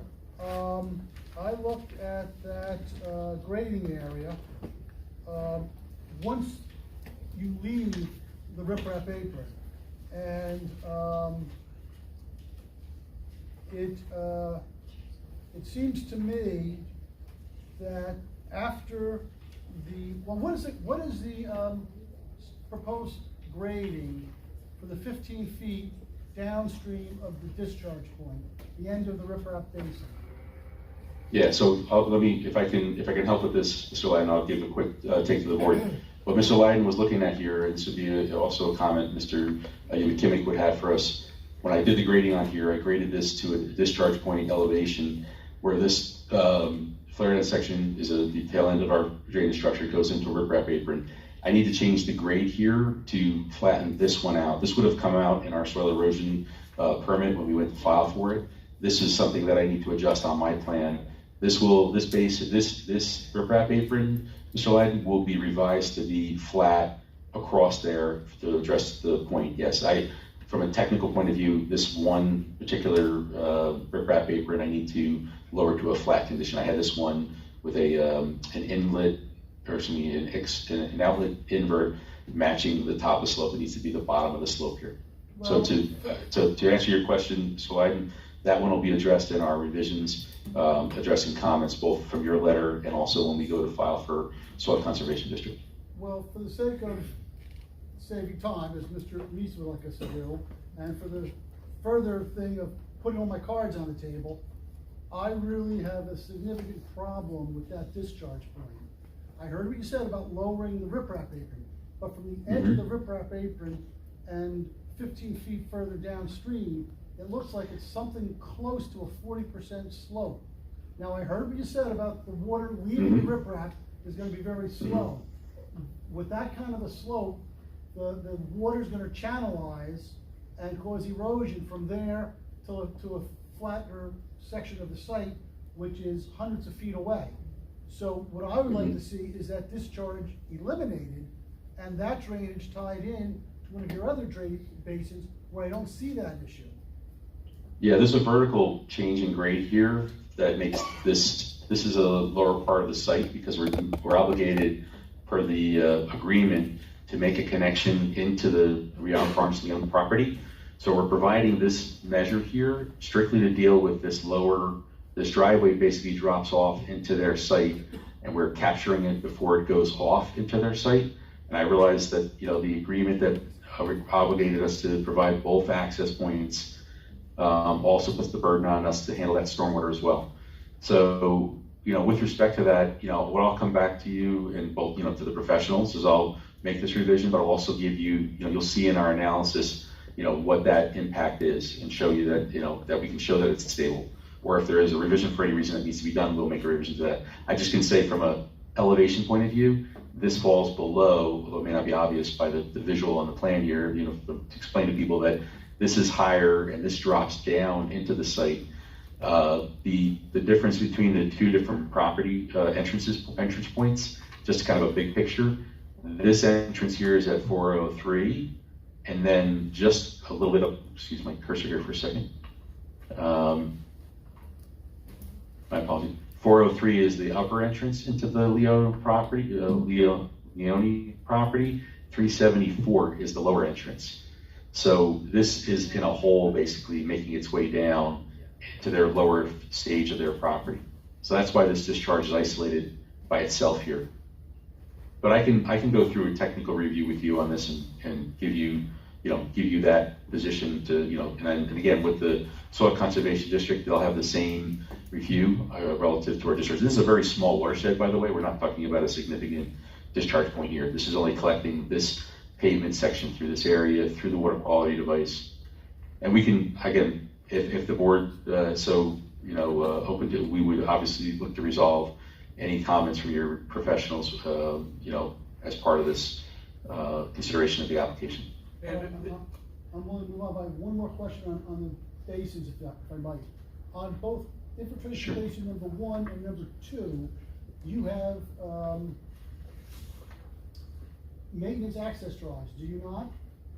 Yes, we do. That's the feature you see with this hatch pattern on it, bringing you in from the roadway. Stop your pointer right there.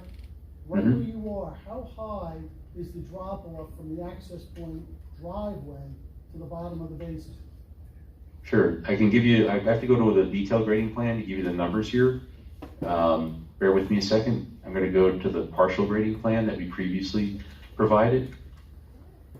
See if this one captures it here. Hold on a second.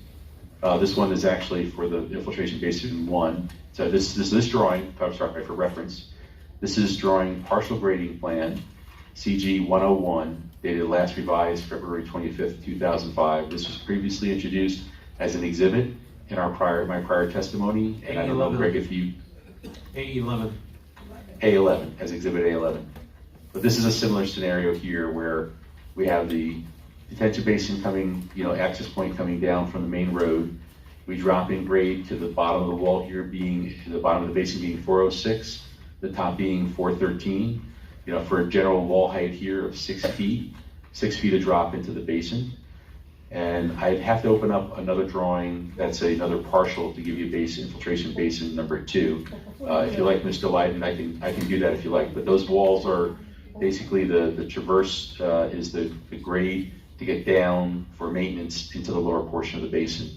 Yes. You know, to the point I made earlier about we're obligated to provide maintenance access to each basin so that they can be maintained per the concern that was raised earlier. My concern is that a truck driving off the upper part of that access drive into the basin has a fairly long way to go before it stops. So I'm wondering what Yeah. safety mechanism, barrier, guardrail you might have on the basin side of that access point to avoid an accident on I know you've got pavers or something going down. These, They could be yeah, wet. these are construction vehicles that are supposed to be going down here. You're not talking about a passenger vehicle, anything of that nature, something that is 4-wheel drive that would go down. You know, anyone who's a maintenance contractor, you know, should be driving an appropriate vehicle down into there. It's not meant, yeah, but you're talking about a level, you're talking about adding guide rail for the access point coming down into the basins? Exactly. I'm worried about a Friday afternoon, a guy trying to clean it out, or a woman, trying to clean it out before they cut out for the day, and drives into the basin accidentally. And I'm wondering what kind of barrier, what kind of protective device there is to protect the workers. Yeah, we provide fall protection for fencing around the entire basin, so that the fencing provides that fall protection, I'll call it. But for vehicular, no, you're asking about vehiculars. For the access driveway. I hear what you're saying, Steve, and I'm just referring to that there is fence that does the circumference and comes down through. So we can do here, if the concern is that you're for a vehicular, normally we wouldn't do a vehicular guide rail here. I can discuss that with the applicant and provide that if that's acceptable to the applicant. My main reason for asking this is the expectation is that this is maintained by contractors who, this is their business. So if there's from a fall protection point of view, we protect from pedestrians who are walking adjacent to the basin, and there's fencing around the entire basin. So I guess the question is that you're asking for a level of vehicular protection, and I apologize, I'm looking up at the screen here while I speak to you, but okay. Okay, all right, let me take that. I'll take that into consideration for the purpose at hand. I don't know of a job where we've done that before, but I can look and provide a measure there for safety. If it's a matter of putting guide rail in down along there for that measure, then I can look at that option. I just need to integrate that with the guide rail and the fence that goes around the basin. Thank you, Mr. Chairman. That's the only drainage questions I have. Thank you. Okay. I don't know if anybody else on the board has other questions regarding drainage. Ponds. Well, that's part of drainage. Sure. Detention, infiltration. Sir, how you doing? Mike Rose again. Two things. I have a retention pond on my property, and over time it fills up with silt from things, from just different things, from leaves being degraded, sticks being degraded, and that takes away the volume of the capacity of the drainage pond. Is the maintenance plan going to inspect the depth of the pond and keep it at the construction level? Yeah, to your point's exactly right. Yes, it has to, because in order for these basins to operate, they need to have the sand portion of the basins actually operate as the infiltration zone. So the inspection actually may be a little bit easier than in a normal retention basin, where there's not that layer that you're trying to see is there for the purpose of its intent, the sand.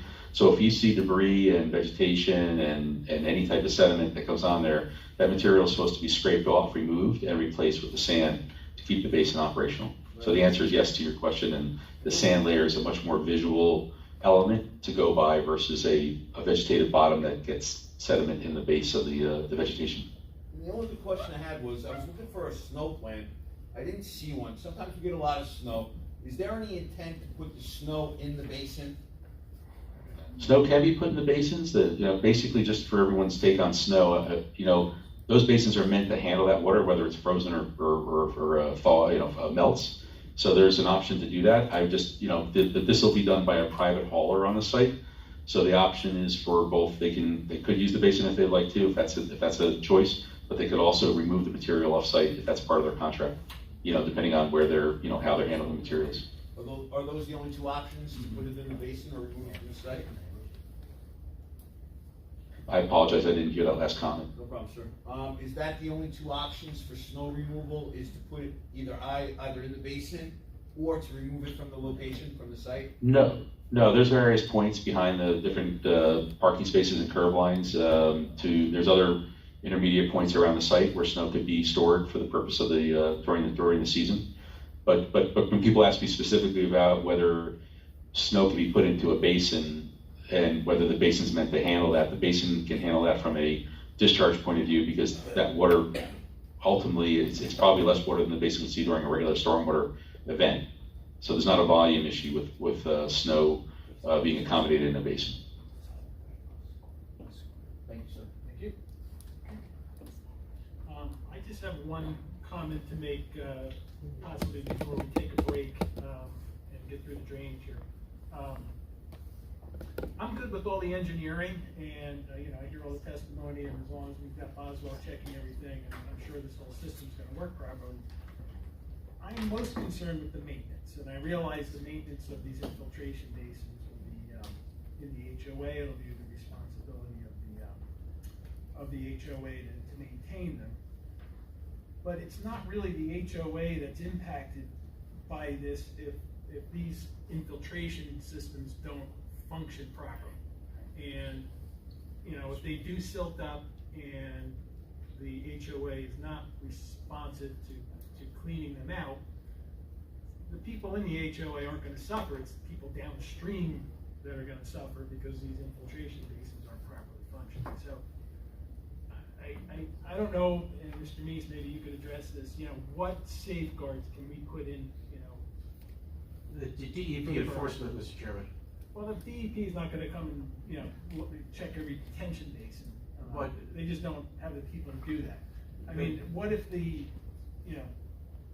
I'd like to see the borough inspect and the borough engineer can inspect also. There is a requirement under DEP permitting that needs to be maintained, and there's enforcement if they're not maintained. So whether or not the HOA wants to do it, they're going to be obligated to do it, and they're going to be forced to do it by DEP. What do you mean enforcement? It's like sending a cop out and issuing a ticket and issuing fines until it's done. And that's what will happen. There will be a letter sent to DEP saying this should have been done in December. It's now March. It hasn't been done. You have X amount of time before it gets done, or else you're going to be fined until it is. And that's usually sufficient to get things, cleaned up. No one wants to be fined, and those fines will stick with an HOA. All the homeowners will suffer. Okay. We may have a little further discussion on this, but okay for now. Mr. Chairman, if you're not done. I'm done. I was gonna ask, right? We've learned from experience about buying bridges and doing certain things, and we didn't expect to do certain things, and they became cost to the town. Every person in town had to pay.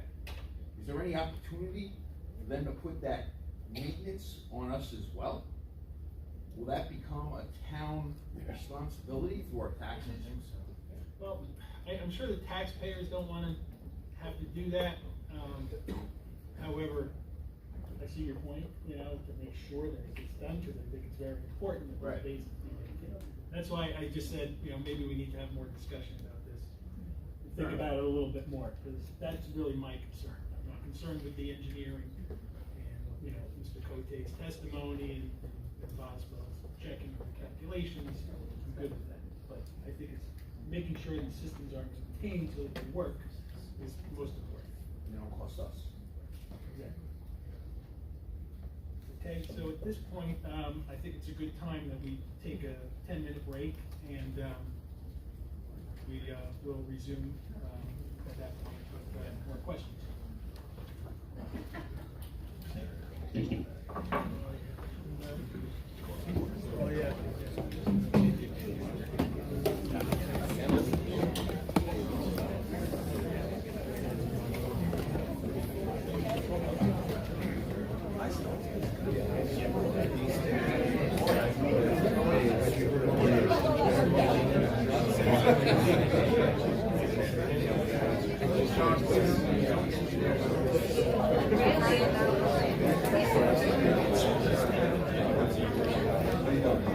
I wanted to help them along, I know exactly where they need to go, but just. Speak or ask questions.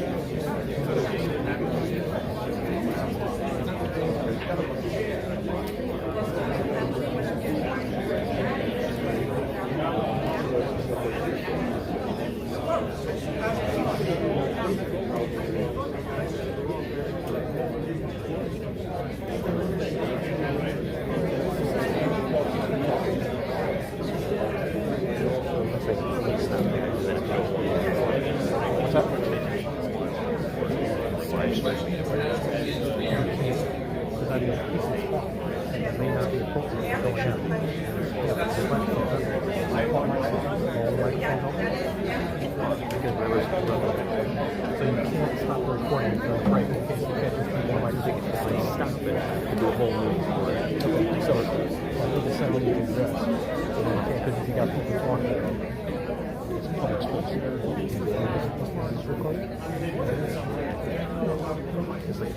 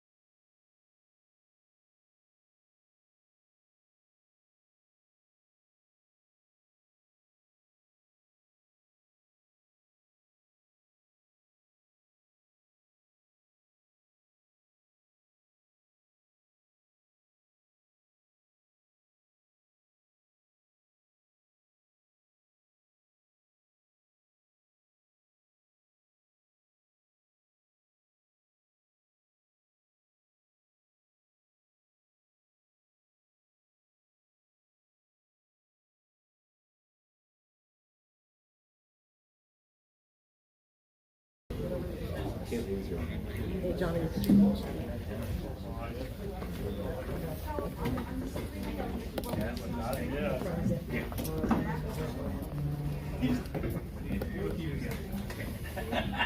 Okay, roll call, please. Ms. Michelle? Here. Ms. Levy? Here. Mr. Marskovetro? Here. Mr. Rose? Here. Mr. Connolly? Here. Mr. List? Here. Mr. Heyman? Here. Councilman Pignatelli? Here. Mayor Schwager? Here. Chairman Potter? Here. Okay, we will proceed now with more questions for Mr. Cote. Mr. Chairman, it's a technical issue. Apparently, Mr. Cote has lost his connection.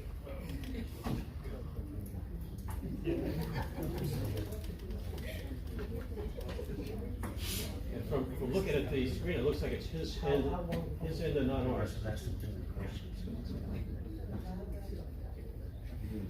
So you have him on the phone, but he's lost his internet. Yeah, he's saying he can't.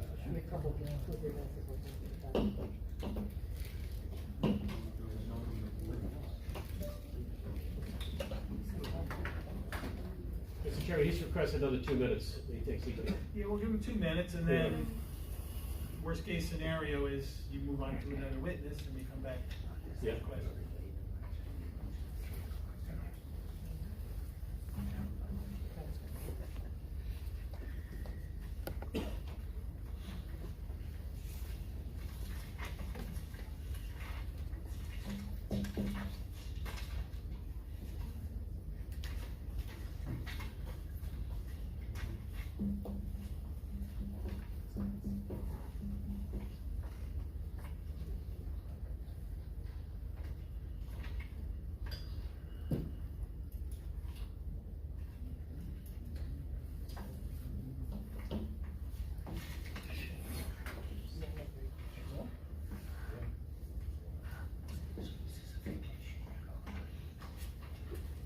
Mr. Reese, if we open to the public, we may have to use your microphone, is that okay? Yeah, that's fine.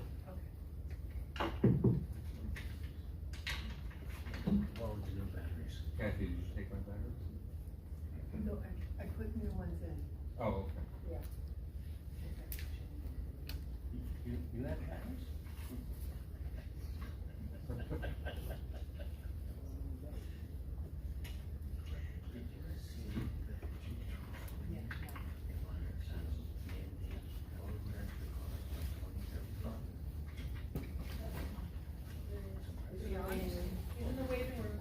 Okay.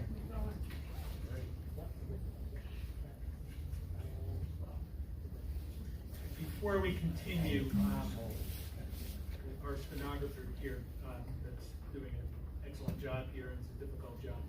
It's difficult for her to do her job when people are talking out of turn, people are talking in the audience, and there's so many voices, so please, only speak when you're recognized. Thank you. Kathy, could you pin him again? So Sure. it's the full screen? Yep.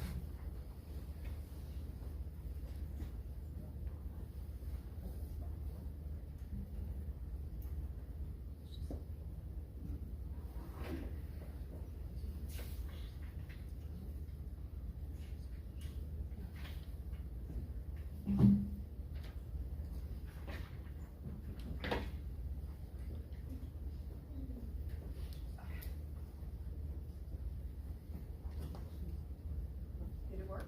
Yes. Mr. Cote, can you hear us? Yes, I can. I apologize. I had a blip in my connection. So I'm back. Thank you.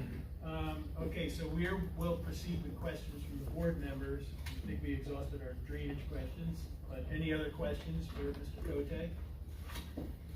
Mr. Connolly, if you would like to Yes. talk about your retaining walls? My question is, on the retaining walls, the height of the retaining walls, what's the max height of the highest retaining wall in the facility? Sure, the max height is 15 feet in accordance with the ordinance.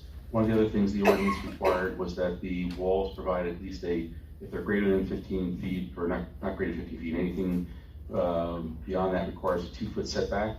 So we have 15-foot high max, but instead of using the 2-foot setback, we went with a 6-foot setback to stagger our walls. So no greater than 15 feet on any wall on the site.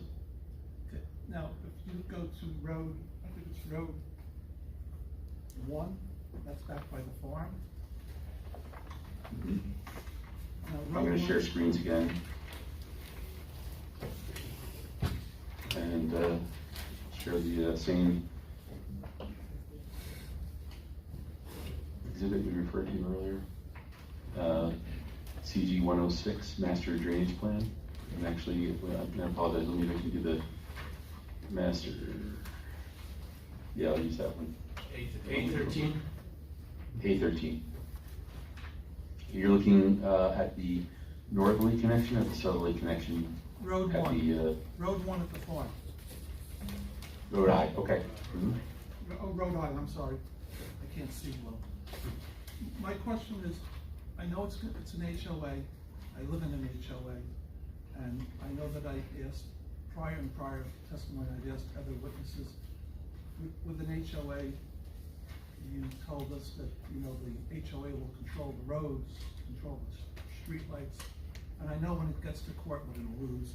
So I'm gonna protect the taxpayers and say that more than likely the borough of Oakland's gonna have to maintain these roads, maintain the streetlights, just like we do, provide trash service, provide snow service, as we do for all residents of Oakland. We're gonna lose that in court, unless some attorney here can tell me where there's an ironclad agreement that would force all these expenses on the HOA, and I don't think anyone will tell me if there is. But my question is, this roadway, when you have all these retaining walls, and the borough is going to own the roadway, and if there's an issue with the retaining walls, the lifespan of the block, if there's ever an issue with the roadway, it's not like a bridge, but it's still, somewhere down the road, someone's going to end up maintaining this, whether it be the HOA or the town. So in the HOA agreement, I'm sure that it says that the retaining walls are going to be maintained by the HOA. I'm assuming that. But with a roadway, these retaining walls protect the roadway, and I believe the roadway going into the site also has retaining walls. The materials used for these retaining walls, and I'm going to rely on our engineers and our experts too, I just want to make sure that the materials being used have a lifespan of 75 to 100 years, and that we are not on the hook when I'm long gone, or Oakland's not on the hook to maintain it. So I'd like to hear the materials, the lifespan of the materials, and how do we make sure that the roadway, when the borough owns, I know the borough ordinance will be on the curbs, Mayor, but what we control. That's one question. The second question that Mr. Rose asked before regarding snow, I am going to assume, I'm going to assume that our DPW is going to have to plow those roads, or the borough of Oakland's going to have to pay the HOA for the expenses to plow that road. And again, he did ask a question of where you're going to put that snow. And I still think with only one egress, I think we have issues. But again, that's my thinking. I still think there should be a second egress into this site to protect the people that live in there, and to protect everyone in the moderate income homes in the front.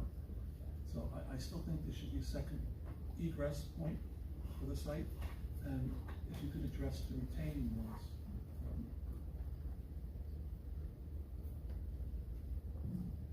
So I guess the first Sure. question, Mr. Cote, is the materials of the walls? Yeah, so the materials will be a segmented block wall, grid reinforced. The standard to which they're designed to is the 75-year standard that you referred to. That is correct in terms of the industry standard for the block retaining walls. With regard to the roads are not intended to be, these are not public roads. We have there's no part of this application that's asking the borough to take these roads over. These are all meant to be private roads and maintained by the private, in terms of the contracts, whether it be garbage, whether it be your trash collection, whether it be snow removal, all those elements, are part of the private HOA component of the site. The walls themselves, from a maintenance point of view, they, a combination of you know, the reason you use a durable block wall is for the fact that the concrete is, you know, is the mechanism. These are not the, you know, what you might have think of, like, you won't see railroad tie type retaining walls here that have a lesser life expectancy. So that's, you know, again, industry standard is the 75-year design lifespan for those walls. Mr. Meese, if there's anything you want to add relative to the discussion about the HOA? No, the HOA agreement, that's something Mr. Russo would want to review, I'm sure, as a condition of approval to make sure that the resolution number one would tie the HOA to these maintenance obligations. And he would probably want to see the public offering statement to make sure the HOA has these obligations written into it. Yeah, Mr. Chairman, I was going to wait a little while to address this issue, but now that it's come to the forefront again, and I did speak with Mr. Leiden, so we're on the same page. So I think there's a little misunderstanding because I believe the Hovnanian testimony is a little confusing in terms of whether or not the Kelly bill is going to be enacted. So I just heard that from Mr. Cote that these roads are going to be private. Is that true? Because if the roads are going to be private, then the Kelly bill is not going to be triggered. If the roads are going to be public, then the Kelly bill is triggered, where the municipality has to provide services for removal of snow, ice, obstruction from roads from the streets, the lighting of the roads and the streets, not responsible for the installation, and then the collection of the leaves and recyclables and the solid waste and garbage. And usually under the Kelly bill, the borough provides those services, or the HOA would provide the services, and then look for a reimbursement agreement with the borough, which is what I thought the first witness was talking about. So I'd really like to clarify this issue right now, whether or not these roads are going to be private or public. Roads have always been proposed as private. The discussion at the last meeting was one member of the board who lives in a private community indicated that they had a problem. They went to court, and there was an issue with the court. That's where the discussion went into the Kelly bill issues. No intent on the part of the developer to trigger that. That was something that came from the board. These are private roads, and everything is proposed to be private. Okay. So then in the resolution, assuming there's an approval, that it would be stipulated that the Kelly bill is not applicable and that these roads are going to be maintained as private roads. That was the applicant's proposal. The discussion went, what if? Right. Okay. All right. Okay. Mr. Connolly, you remember that? Yes, I you do. started. I still think we're gonna get burned. We talked about that in the first hearing. Okay. All right. So I just wanted to make it clear. Okay. So we're all on the same page with regard to triggering the Kelly bill. Okay. Thank you. So these are private roads. These are private roads, and the Kelly bill is not going to be triggered. That's a very good thing. And there doesn't need to be a gate on it to. That's what I asked, remember? Yeah. I Well, had if they asked if stick there was with, going to be a gate. Yeah, we actually looked at the gate and do not think it's a good thing to even consider here for a couple of reasons. Number one, it blocks access. You would have to man it. How do you deal with packages? We're all getting, you know, Amazon packages delivered. There would be all kind of issues. There would, again, it would be a cost generative feature to the site that it doesn't really need. This is a private community, private roads, and maintained privately by the HOA. And the one way the borough could assure is that we never accept the dedication of those streets. So that would be our insurance from the borough point of view, that these streets are not going to be dedicated and we're not going to accept any dedication, so they'll remain private. All right. Mr. Chairman? Yes. I'd just like to reiterate what Mr. Connolly said. I'm also concerned that there's only one entrance egress to the facility. I mean, in case of a disaster, major fire, that we have to evacuate the people from the entire complex, one road's not going to do it expeditiously. That's a question for Can I Mr. address that? Conte, because in fact it's a boulevard entrance, and under RSIS that does service too. And Mr. Conte, you can just address that and highlight that on the plan. Sure, yeah, I'm gonna go back to the master site plan. That's gonna be drawing CS 100. and dated last revised 2/25/2022, and it's the exhibit. I apologize, Greg. This was exhibit A4. So the one element to answer your question is the residential site improvement standards provides for the reason that we consider this to be not just a single point of entry is that this boulevard providing both sides access, the ability to, if one side were to be blocked for any reason, to have the other side to work with for access in and out of the site. That's the actual intent of the RSIS standards, to provide that type of access. So this gives you that dual entrance into the site that supports both the affordable housing component as well as the other portion of the site. I will bring up a comment that Mr. Leiden had brought up that we're going to address. The boulevard entrance, when we first did this project, was geared to a point here where we had a different geometry because we had to go through I mentioned those iterations earlier. So we're extending this boulevard entrance up to the point here where it intersects with the main road for the townhouse. And I can provide an engineering drawing where I actually do have an exhibit I can illustrate tonight if you want to introduce a new exhibit to that point. But that's an important element of this project. You know, you'll see this as a mechanism to provide that dual entrance component, and that's what the intent is. If one side gets clogged for some reason, you have the other side, or you have bypass opportunities on the boulevard to do that. And that's why this is supported by RSIS. But I do acknowledge Mr. Leiden's comment that I recognize this needed to be extended to this point of the site, the point at the entrance of converges of A and Road E. So if you like, Mr. Meese, I'll introduce another just exhibit for that purpose. Yeah, and also, are there any trees Is that that are gonna be acceptable? along that road that if they fall, they could go across both lanes? Yeah, you can, we're gonna, Yeah, the next tree- exhibit, that would be A22, I believe? Yeah, this is going to be exhibit EX08, and the exhibit is entitled Conceptual Site Plan Road A Boulevard Extension, and it's dated August 25th, 2022. And you know what we wanted to illustrate here specifically on the plan was, if you referred to just a moment ago, the plan I had on the screen, the boulevard entrance ended at the pump station location here at Road A. We've extended that through now to make the intersection of Road A and Road E, so that the townhouse complex component as well as the affordable housing both have access to that boulevard type entrance. And I appreciate Mr. Leiden's comment because it's something that you needed to reflect in our plan. So that goes to your point of emergency access and the ability to be able to access the site with more than one means of ingress, having this boulevard entrance. Mr. Conte, does that end up, that change that you just discussed now, does that widen Road A for that stretch? And the second part of that question, is it even also going to be landscaped?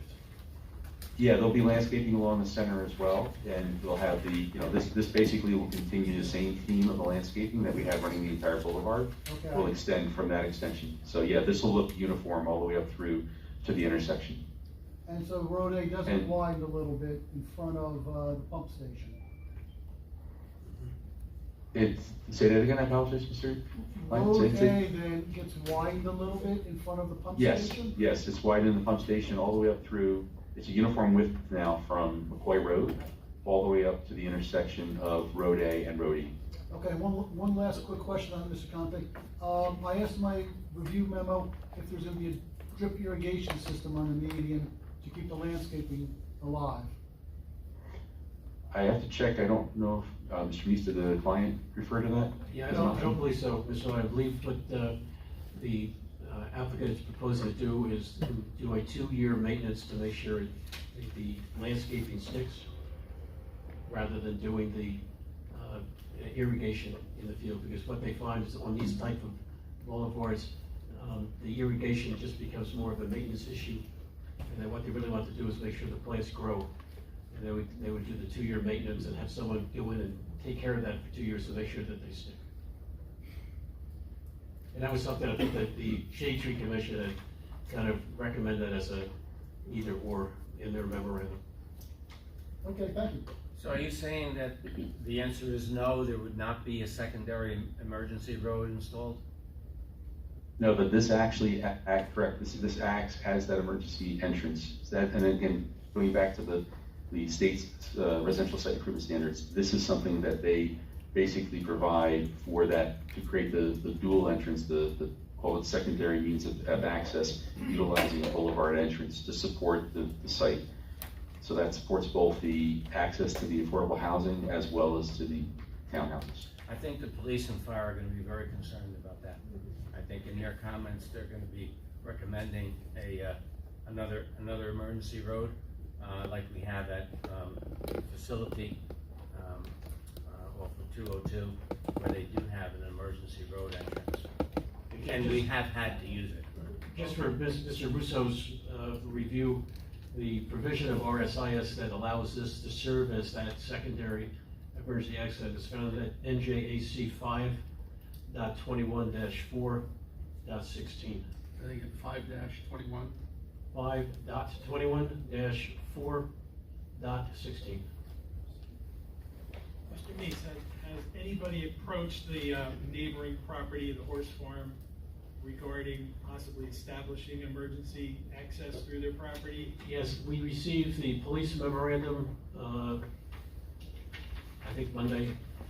I reached out to the horse farm attorney, indicated that that was a request, and I have not heard back yet.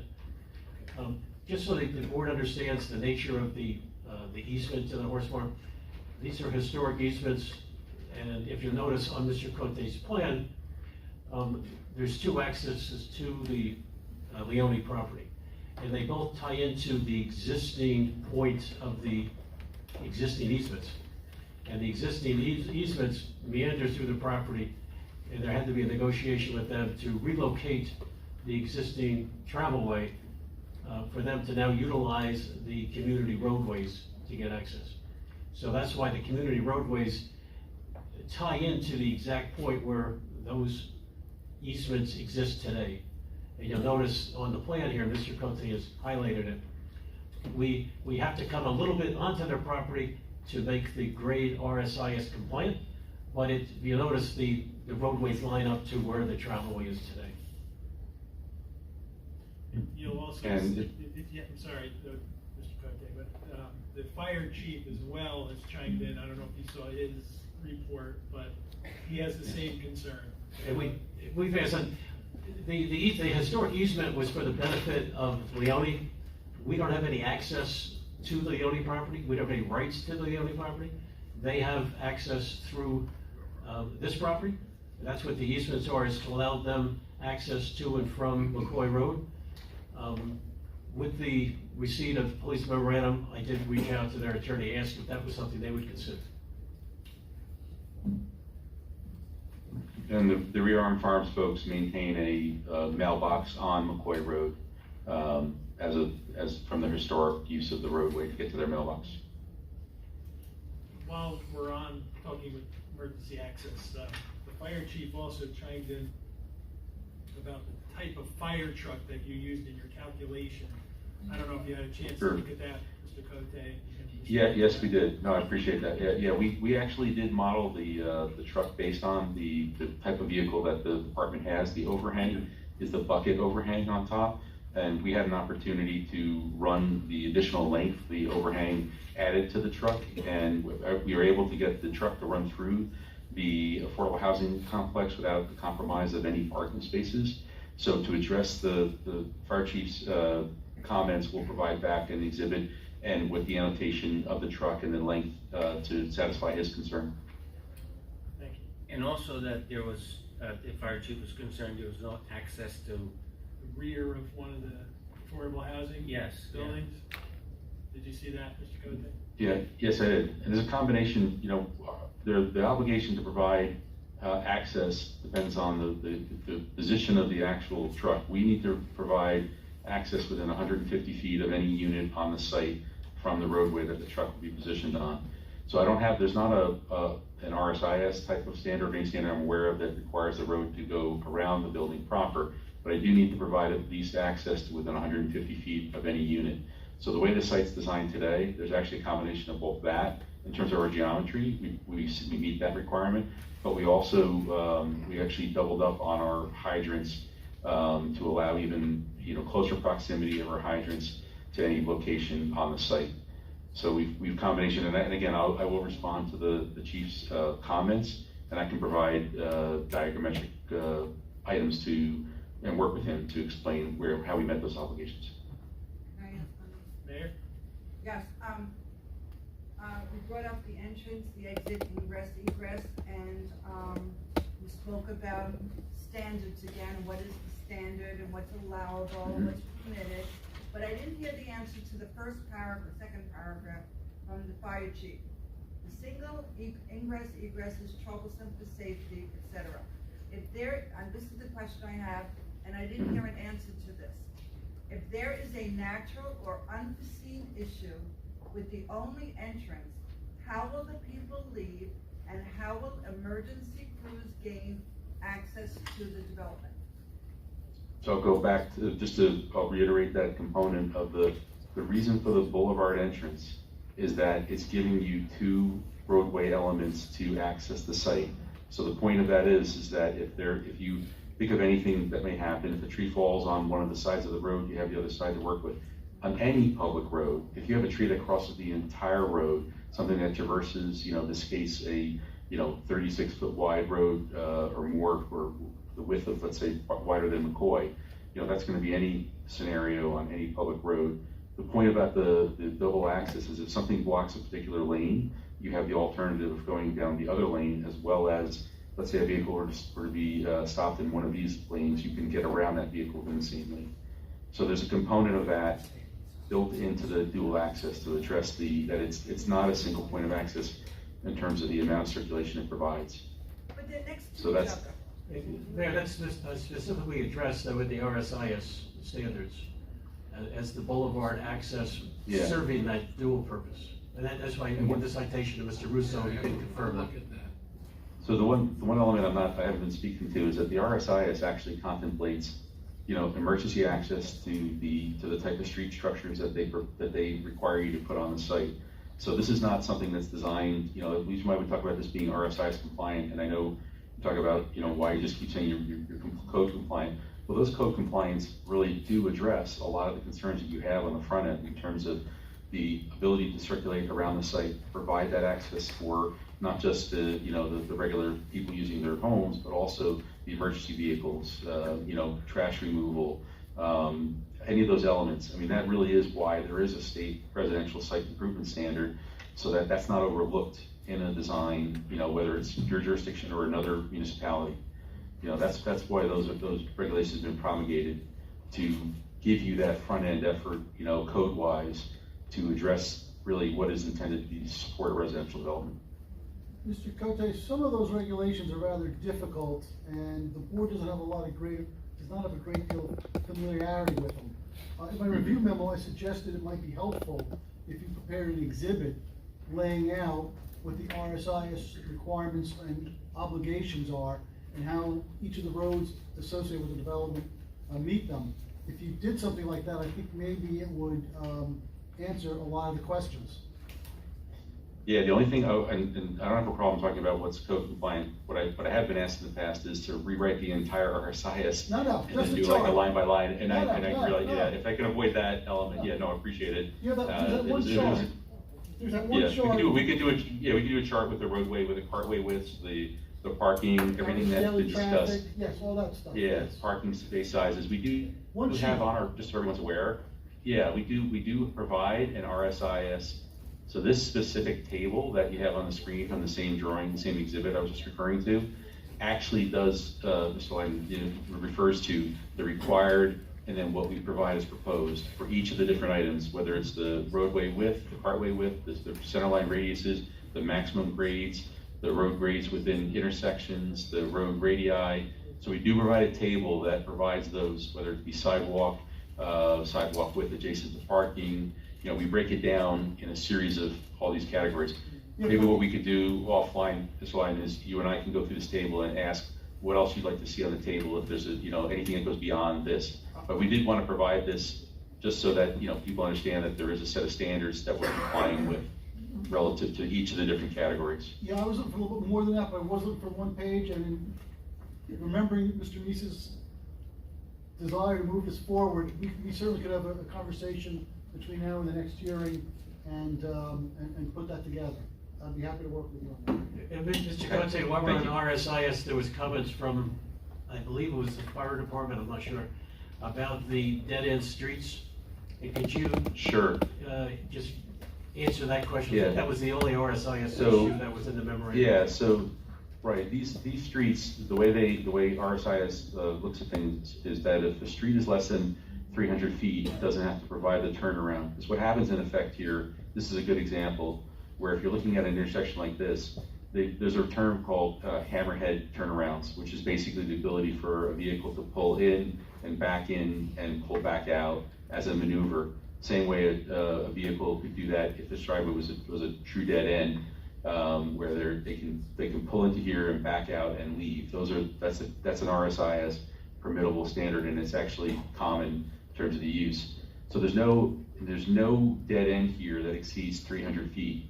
The one comment about Road I and exiting Road I, what I would suggest, and I'll talk to the applicant about this, is we'll relocate this gate here so the gate doesn't permit any vehicle without going through the gate to stop at the face of Road I. Road I just supports that interconnect that Mr. Neese was referring to earlier as an obligation of the settlement. And that would in fact create that Road B and Road G would act as that hammerhead type arrangement in terms of supporting it. This isn't over 300 feet, so it doesn't require the turnaround, but I think from a logistics point of view, just to refrain anyone from using that, it can act as a good turnaround in the way the other hammerhead type arrangements work as well. And this again would be a similar scenario with a hammerhead as well type approach to a vehicle being able to turn around at any of these intersections. Same here as well. So just to address that question overall, all the cul-de-sac, or all the dead ends here are less than 300 feet long. They don't require a turnaround, but our arrangement provides an immediate access to what would act like a hammerhead type turnaround at these locations. So hopefully that addresses the question, and I can respond to that in the response to the fire department. I think the fire chief's concern was that the dead end roadways come short of the end of the building, so they're concerned about getting access, I guess, all around the building. Yeah, I mean, staging a vehicle, the pumper truck itself, position-wise, and this doesn't show the hydrants on it, the pumper truck position and the ability to get around, to the side of the building or to the back side or back, either way. That's I'll create a diagram that shows that length and compliance to each. And I think there's also discussion about other items that'll be addressed during architectural, just to add to responding to the fire department's comments. But we can illustrate that for the fire department and do a response to that and address their questions. Thank you. Mr. Chairman. Sir, are these buildings fire sprinkled? The affordable housing units are sprinkled, or have sprinkler systems, but I'm not the architect of record, that's my understanding. And the townhouses do not have sprinkler systems. Again, that's my understanding.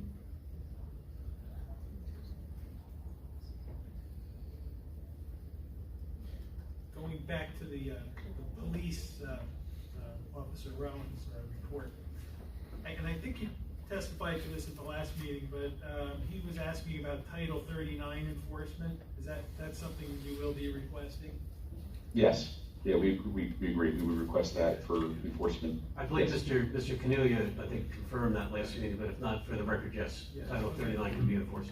So there'll be no on-street parking other than the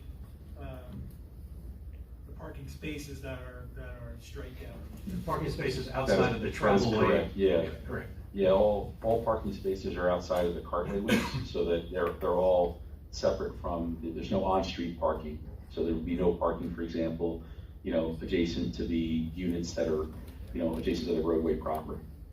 Only off cartway type parking. Could you explain to everybody Title 39? So Title 39 allows the police department to enforce traffic control measures, such as no parking. If basically all traffic stop signs, if somebody runs a stop sign, you'd be allowed to issue a citation.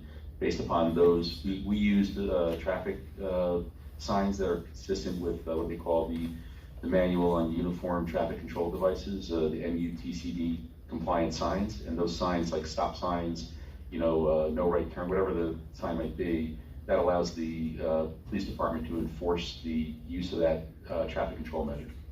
Issue a citation if violated.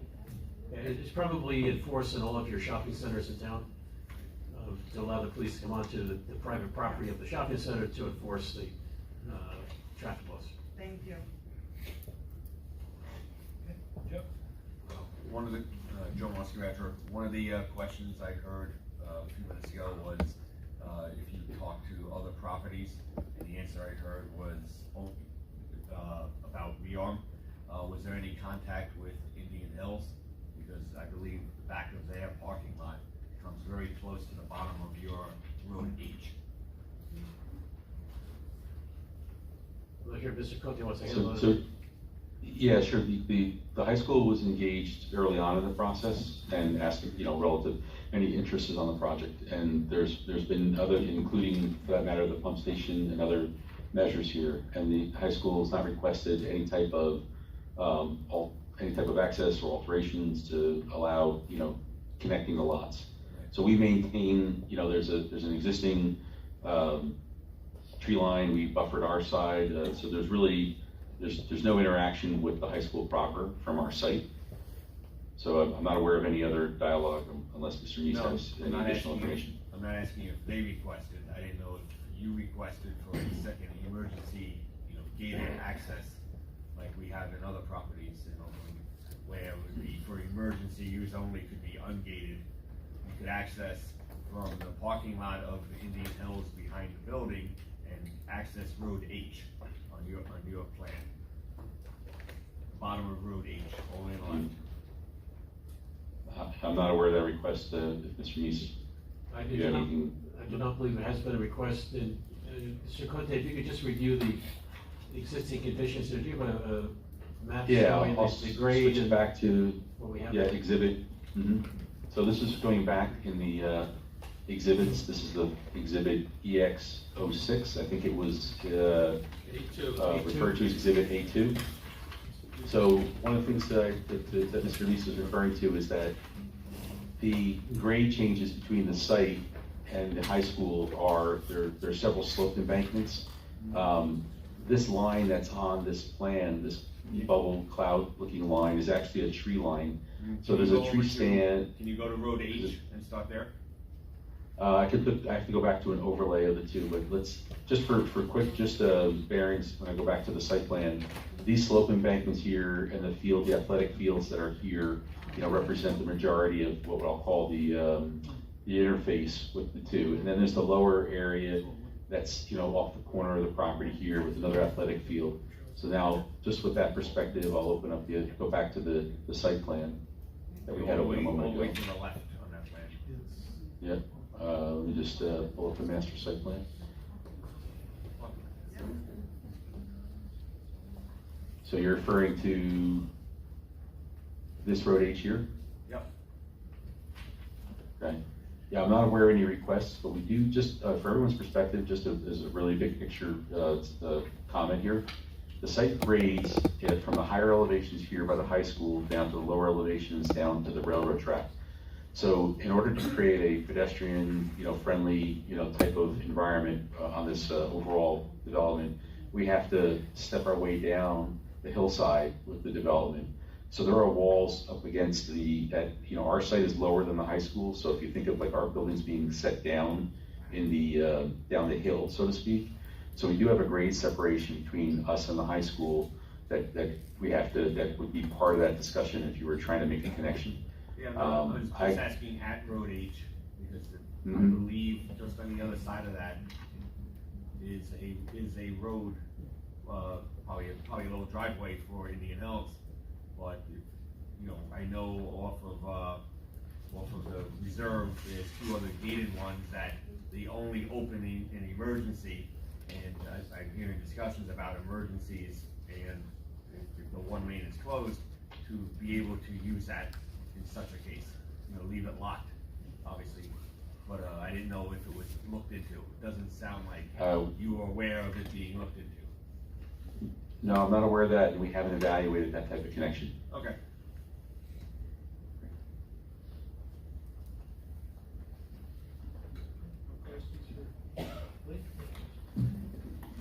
Just talking about all the wetlands on site, during these construction activities, will they be monitoring, make sure that the wetlands aren't disturbed, and will there be any work performed in the wetlands? So, yeah, there's requirements of the DEP permit in terms of the disturbances. There has to be a limited disturbance marked out and barriered from the wetlands. The project itself involves, there's two wetlands that are basically, or I'll call it three wetlands, that are the larger elements of the project here that are to the, I'll call it north of the clubhouse area. So our detention basins come down in grade-wise into these areas here, and then the limits of our disturbance will be basically staked out with a combination of silt fence or barriers to prevent any overage from there. And it has to be monitored both soil erosion, and DEP requires it to be maintained during the extent of construction. Thanks.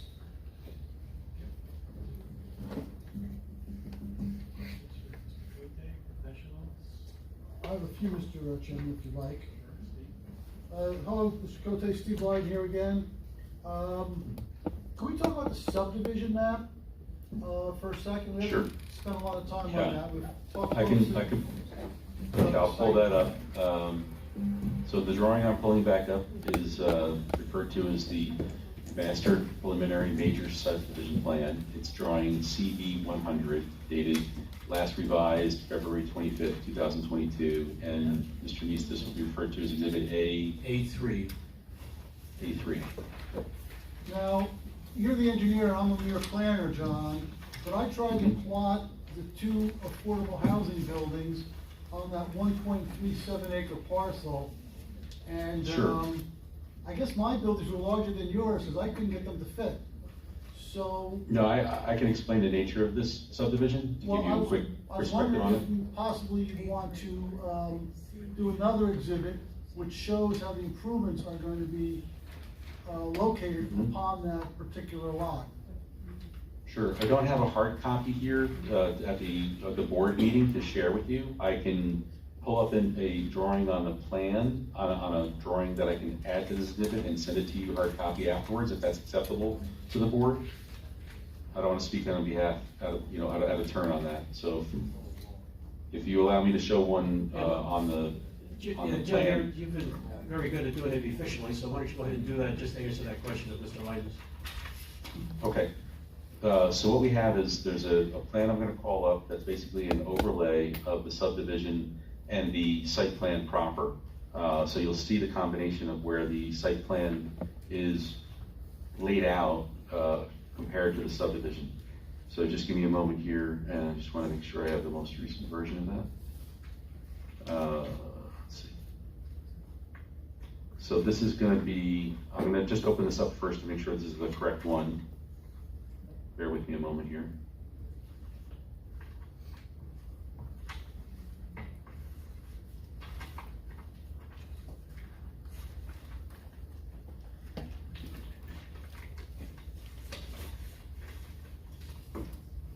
Just take a moment for it to come up on the screen here.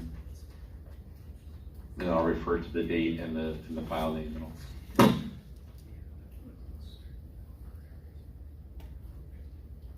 Okay.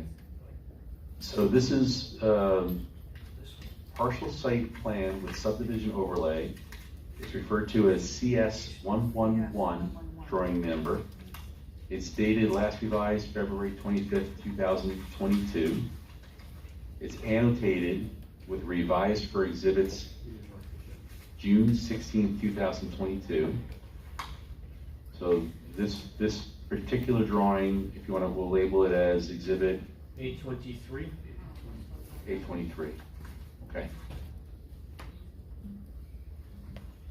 Okay, I'll come back and annotate that today's date as well. But okay, so just for perspective on the subdivision line, the purpose of the subdivision line is to separate the different components of the affordable housing, combining both their buildings, their adjacent sidewalks, and the parking spaces that are dedicated to their use.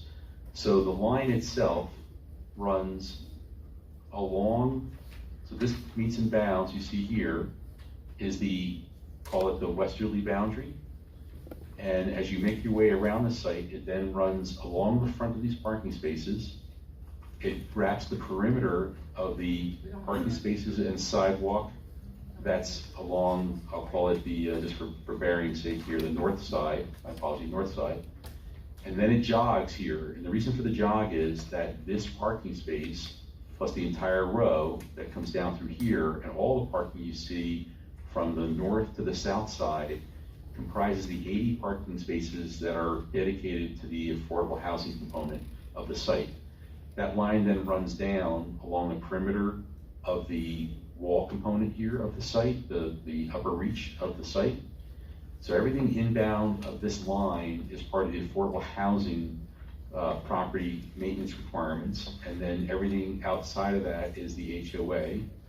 And there are reporting requirements that Mr. Long had spoken to in the prior testimony about why they maintain their facility and their obligations. I don't want to speak out of turn on that, but everything inbound of this line, Mr. Leiden, is the components associated with the affordable housing. That includes the EV stations, and like I said, the parking, also the trash enclosures, and their localized landscaping around the foundation elements of the building.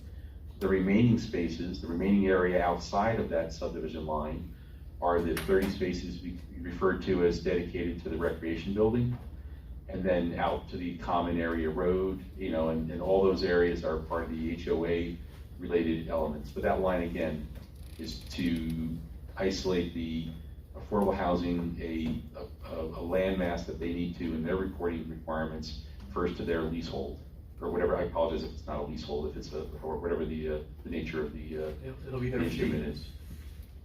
Okay, so you'll supply that exhibit then, Mr. Cote? I'll provide this exhibit, yes. I'll print this out and do hard copy out to the township as well. And I'll label this, A23, I'll just label it right now as we speak, exhibit A23 with today's date on it. All right, if you could, leave that exhibit up, if you could, and could you swing back to where the two buildings are, the two residential buildings? Yeah, I'll do that, okay, just 1 second. Sure. So here's two residential buildings. We do have a numbering scenario here. This building where we're revising, this should have been labeled as 16 units, and this building has 24 units. Just want to point that out as a comment I believe was made in one of the reports. So we'll reconcile those two. Okay. We have an ordinance here in Oakland about protecting sidewalks and pedestrians from vehicle hits. So we're going to want to see, it's typically concrete filled bollards in front of each parking space that fronts along the building. And so I'd like to address that right at that point, if you don't mind. Okay, let me finish. That would also be in front of the rec building as well, and the whole line of parking, we've got a sidewalk. So go ahead, So what I would say to that is that, RSIS, with a 6-foot sidewalk, the 6-foot sidewalk provides for the overhang I think that you're concerned about, and provides the 4-foot remaining remaining sidewalk.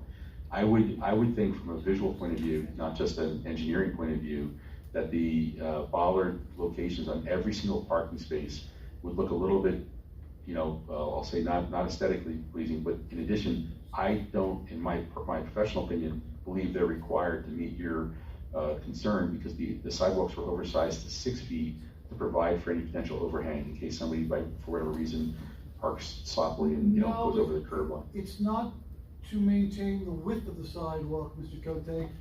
You may have seen in the record yesterday, somebody in Fairlawn drove into a bagel shop, I believe it was. Drove right into the store. These protective devices are to give pedestrians on that sidewalk protection against vehicle strikes. So it's not an RSIS item, it's a pedestrian safety item. So I don't want to speak out of turn on behalf of the client or the applicant here, but from an engineering point of view, I understand what you're saying, you know, as a potential in terms of, you know, but I to that type of design, and I'll say from a, I'm trying to use the wrong, I want to use the right terminology here. I think ugly is probably the best word. Let's say that word again. Ugly? Let's be frank. So, yeah, you know, aesthetics, yeah, and as an engineer, I shouldn't be speaking aesthetics, but I will say that, you know, the likelihood that those bollards will be hit on a regular basis by bumpers, scratching off paint is an example, the visual component of it, the fact that cars will, you know, potentially do more damage in terms of their ability to stop and park properly for that. I have a little bit of a difficulty recommending to the applicant that they adopt that just from a big picture point of view. I tend not to put in, I'll call it, you know, obstacles that would create another visual, you know, I'll say, that's not a visual impairment, but I apologize, I'm trying to think of the right terminology here, but it's the idea that I think that's a bit of overly conservative for the mass number, you know, of parking spaces you're talking about here. That, you know, that may be your opinion, Mr. Cote, but they have adopted an ordinance mandating it. Okay. So would this be at a point, Greg, Mr. Meese, excuse me, where we would request that this could be added to the request for a relief from that? I don't want to. I'm not sure the relief is necessary. I think the 6-foot sidewalk actually does address that under RSIS, and RSIS would govern. But I think from a more practical point of view, I would be surprised if anyone in this room thought that that was a good idea. Because 80 bollards for the affordable housing would be the result in 30 for the 80 bollards, recreational. It'll be 100+ bollards. You'd be walking through a sea of 4-foot tall steel poles. Is our ordinance for commercial buildings only, or does it apply to residential buildings? Do we know? Because I think the intent was for it to apply to commercial buildings. I believe it applies to all situations where there's a pedestrian walkway next to, adjacent to 90-degree perpendicular parking. I don't think it makes a distinction between commercial and residential. And if I can, Mr. Chairman, I believe the ordinance is written on what the board feels is reasonable. So we've heard what we may think is unreasonable. Perhaps maybe just at the entrance would be something that would be reasonable.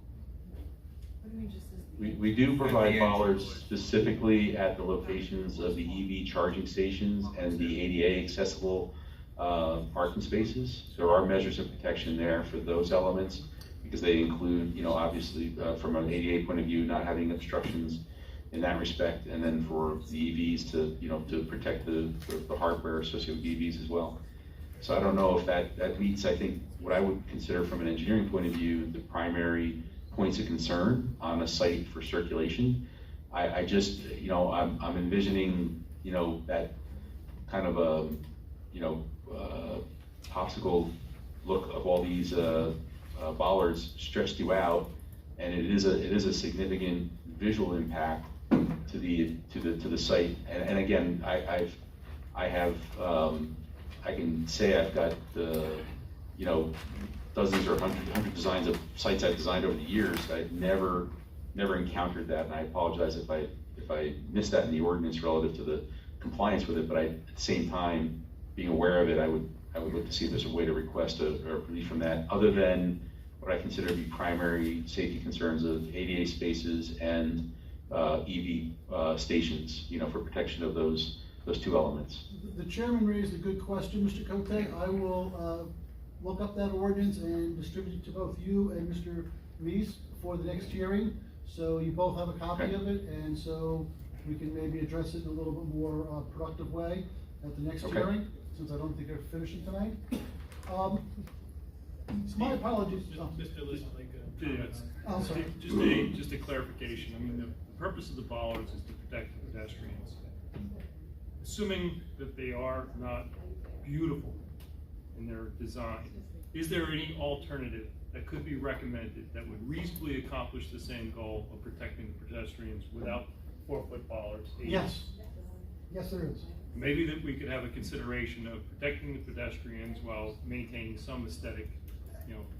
And Mr. Cote doesn't have, consequence. yeah, Mr. Cote doesn't have the ordinance in front of him, it doesn't actually mandate the use of bollards, there is some flexibility in how the ordinance has achieves its goals. So yes, we can look into that aspect as well. But Now- definitely not metal guardrails.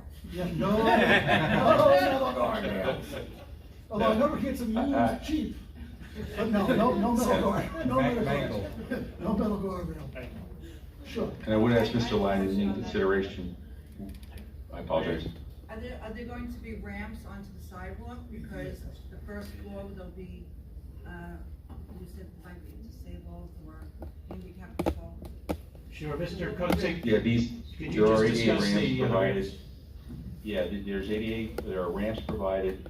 The obligation associated with the affordable housing requires that not only is there ramping associated with the ADA component, but they also require ADA connections to the trash enclosures. So if you look at the perimeter of the sidewalk around each building, there's opportunities from a ramping point of view, not just the ADA, but also the ability to get to the two different trash enclosures. That's part of their obligations. So there's ramps reflected at each building plus the trash enclosures, as well as at the recreation building. And each connection of sidewalk that goes from building to building also has ramps, and then ramps that make our way out to the major site sidewalk connections. Are we going to have an expert talk to us about the actual buildings, the affordable housing buildings? Yes, Yeah, we're hoping to get to the architects tonight, but maybe I'll not. withhold my questions.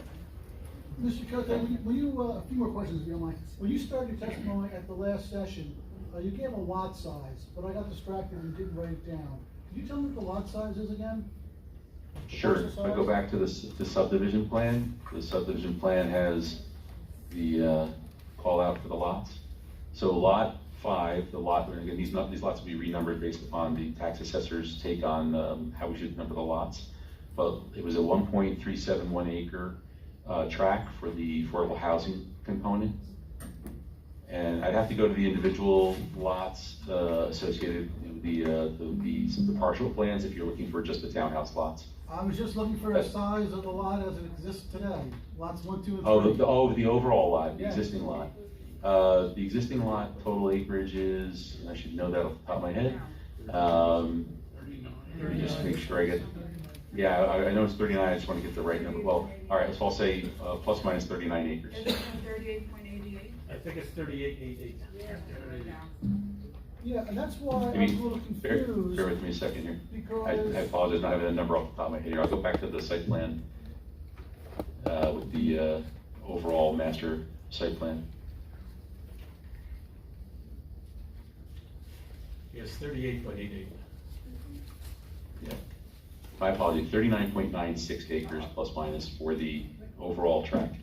Oh, why did we have 38.88? Yeah, that's a good question. I don't know.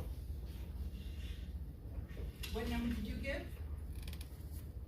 39.96 acres. And the ordinance had a requirement of 35 acres for the lot size.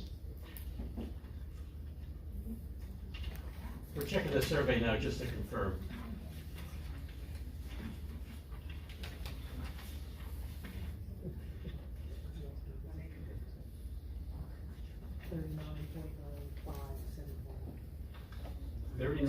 $39.9575 according to the survey. Yeah. Right.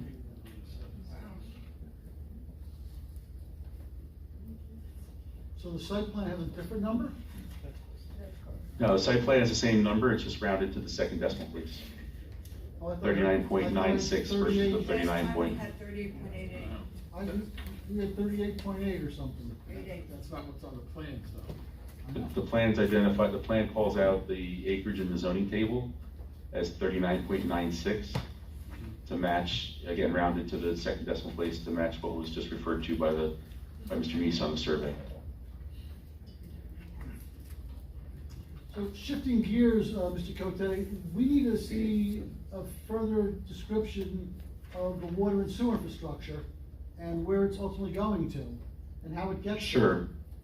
Right, so right now, the two plans are, we're in conversation, we're actually in multiple discussions with both what's referred to as Veolia, which was the former Suez water. The connection for the water will be a new main installed along McCoy Road. The proposed connection is to Colonial on the north end and actually loop through McCoy all the way down to Colonial on the south end. So that'll be a new looping main that we will connect from in McCoy and then service the site for the utility plan that was filed with this application. On the sanitary sewer, the pump station will be a force main out of the main road. It'll run north on McCoy Road to Colonial Road, then it'll run north on Colonial Road up until Sunset Terrace, just approximately Sunset Terrace, to a gravity feed that feeds into the Franklin Lake system that leads into the West Bergen County Utility Authority. So those two elements are off-site improvements that we're going through.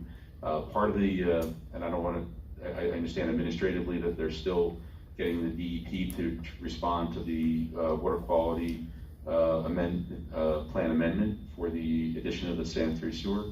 And Veolia is preparing applications to go to the DPU for their franchise expansion. And when will the board see those those drawings? Prior to final application.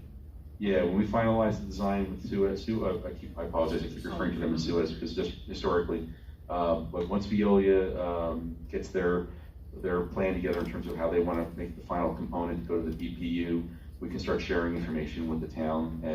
But those two descriptions I just gave are actually, the routings that we're proposing for both water and sewer. And then same thing for sewer. We'll provide a plan that'll be the off-site plan and profile for the entire length of that.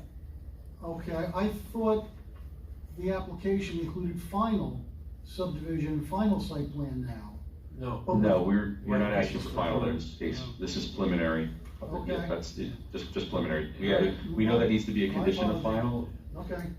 No problem. That was set forth in Mr. Reese's opening.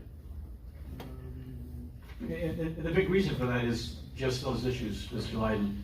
The water and sewer, we know we're going to take time to work through the regulatory phase. But once the preliminary is in place, there's other things that can be done to move the project forward. So that's why the matter was put forward as preliminary now, not both preliminary and final. Okay, I apologize. Earlier in your conversation or testimony today, Mr. Cote, you said there'd be no on-site parking on the streets. My question goes back to RSIS. Where does it allow you, where do the RSIS regulations allow you to park at the end of those cul-de-sacs, the end of the dead-end streets? And don't those dead-end streets need to be available for emergency access purposes?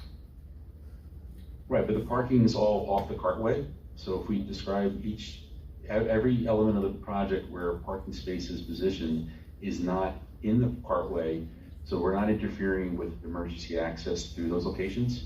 Where does the RSIS regulations allow for that? I'm not aware of any prohibition. If you can point out a prohibition of that, then I would understand that, but there's no prohibition that I'm aware of. So I think it's a difference between what you're describing as an allowance versus a prohibition. And I'm not aware of a prohibition of that scenario. And from a site design point of view, this is not you have to provide visitor parking for the site throughout the site. So I don't know how you would do that in any other way, shape, or form, but do it off cartway. But that's my problem. Those aren't off cartway, and I think the regulations aren't. You're allowed to do it unless it says otherwise. I think you're not allowed to do it unless it says you are allowed to do it. But will we have to... No, but if you look at the roadway with parking, with I'll call it, with let's say parallel parking, the cartway width, we meet those cartway width dimensions. We meet the overall width dimensions of the roadway. So I'm not understanding where you're allowed to put parking on the street. It's a provision you have to meet the parking requirements. So, unless you're talking about building standalone parking lots independent of the roads, I just want to make sure that I understand. I'm just talking at the dead end areas. Yeah. Yes, so, the dead end areas. I don't see any authorization for doing that in RSIS. But between now and the next hearing, I'll we Yeah. meet the art science requirements. All right, again, And the Mr. same- Lane, I'm not trying to be, don't get me wrong, I'm not trying to be combative or anything like that. I just trying to, when I look at that and I look at the scenario, I just need to understand, you know, where you think the provision or the lack of a provision denies the option. That's the only thing I don't know that in my own, you know, my take on RSIS. Steve, where is there parking at? We can't find it at the end. Oh, the end of road, I think it is, and the end of road B. Okay, those are spaces at the end of Road B? Yes. That's just not. Yeah, so these, I have it on the screen now, these parking spaces here, Steve, are the ones you're referring to? And the end of road B. The southern end of road B, yes. This parking space here, you mean? No, at the end of the road. Gotcha. That might just be the center line of the road. Oh, that's just a yellow line, that's not parking spaces, that's just a yellow, you know, no, you know, I that's think it that's is, striping. John. You gonna make it stand up? Yeah, these are, I apologize, this is just we gap the center line striping for the intersections, so that's just a gap in the center line striping, that's not a parking space. It certainly That would looks interfere, like- that would interfere with these, drive aisles, these driveways. And the We basins. were, And if you look at sheet CS 100, your plan, 22522, that certainly looks like a parking space to me. did I label those as parking spaces? I'll check right now. It's shown just like the ones at the end of Road I. Well, if you look at 822, you see parking spaces.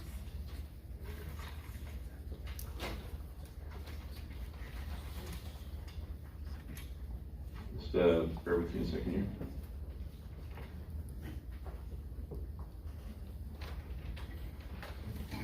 Oh, let me, just give me a moment here, apologize. On 822, see what's here? There's parking here, and parking up here. That's parking. B and, that's not parking?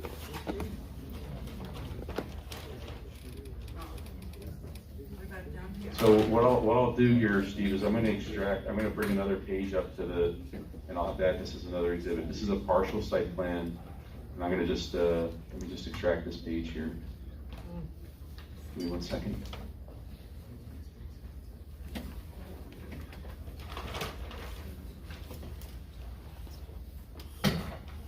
Well, John, I don't want you to spend too much time on the parking spaces, but I do want to ask you about Yeah. the need for barrier-free spacing in the ridings at round post section of the site plan drawing. I didn't see any. Yeah, we need to provide those. We're gonna convert the required number of spaces to ADA spaces. And I agree with you, Steve, that was some of Mr. Lyden, that needs to be added. There are ones that are graded ADA compliant, but we had not labeled them, and we'll identify them. With signage and everything else in the color? Yeah, exactly. They'll be fully signed as ADA spaces to be compliant with that. And I know you're doing a lot of EV spaces, but there is a requirement that some percentage of the EV spaces be available for barrier-free spaces. So I would just suggest you take a look at that. Yes, we will address, the EV is addressed predominantly through combination of what we do in the affordable housing, as well as the units of the overall townhouse complex. So I'm just gonna introduce really quick, just to close this out so we can, you know, for the board's benefit. This will be a new exhibit, A24, I believe, is that correct, Mr. Meeks? Yes, it So is. A24, and this is a plan that's already in this set of drawings that's provided to the board. It's referred to as drawing number CS 103. It's the partial site plan, dated last revised February 25th, 2022. And to Mr. Lyden's question, the area that's the tail end of Road B, these two are not counted as spaces. These are actually, this is just a striped center line down the middle. So I apologize if there's any confusion graphically, because maybe the line weight was a little bit thick here for the double line, but these are not parking spaces at the end of Road B. So we don't put any parking spaces in front of driveways associated with the units, so we don't block them in any way in that respect. I just wanted, I hope that clarifies that question, Mr. Lane. Sure. The infiltration basin 1 and 2 have, you mentioned earlier, gates. and fencing surrounding them. The gate Mhm. swings out towards the road. And I'm too concerned, especially with the first basin, about sight distance that's available for, at basin number 1, for somebody leaving the Willows at Oakland site, whether that would affect, if that gate was open, if there'd be available sight distance, and the fact that it's gonna impede the sidewalk. And I'm wondering why those gates couldn't open inside to the basin. So, yeah, if we have an opportunity to do that, I would just, my only concern about the one, going into the basin, this is a temporary measure for when they're maintaining the basins proper, so it's a very small time in terms of use overall. Whether it be, vegetative maintenance or whether it be what we talked about earlier. So from a gate point of view, if we swing these gates, and I apologize, I pulled up the drawing that was previously identified as CS 101, and it's a partial site plan dated last revised February 25th, and this partial site plan. A5. Greg, if A5, okay. I should have labeled these last time, I apologize for not doing that. So that one in particular is an example, whoops, lost the page there. You're asking if these could be swung the other way. And the answer is we can swing gates in different ways as long as it doesn't interfere with the access or maintenance, into the facility. So we'll look at each gate and see which ones we can flip, if that's a concern for you. And we're also going to provide, per the comments, but both yourself and Mr. John. Review comments about site distances.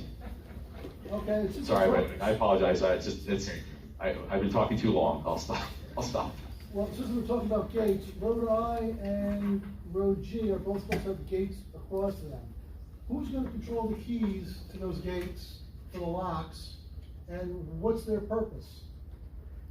So Mr. Meese has referred to that earlier. Those are the gates that access the Leone properties, and they are for the benefit of Leone property to access our site to get back to McCoy Road per their historical easement access to McCoy Road. So they will control those gates, and that's part of the easement component that we referred to earlier.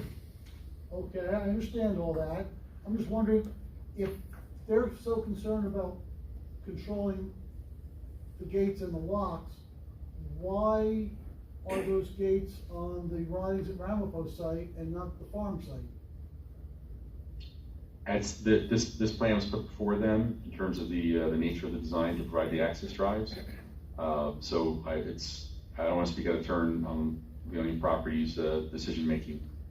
Yeah, that was just part of the negotiation on the table. I did refer to potentially moving the one gate further down to prevent any type of use of that road I component going in. That may be a possibility, but I'm not sure about putting it onto their property. And I don't think, Mr. Meese, I don't know if there's anything else. No, just the goal of the gates is just to alert the residents that they're leaving the community and they have no access to the adjacent property. So if the concern is for the adjacent property owner, it seems like the gate should be on the adjacent property then. But they're trying to keep people out of the adjacent property, so there's no reason to have people down that way. The gates basically limit anyone from getting into their property at the point, where they, rather than having them get onto the property to a point where there's a gate that they would then interact with, that would be on their lands. This prevents them from being on their lands to deal with the gate. About where the RSI's regulations allow gates to be across these private roads.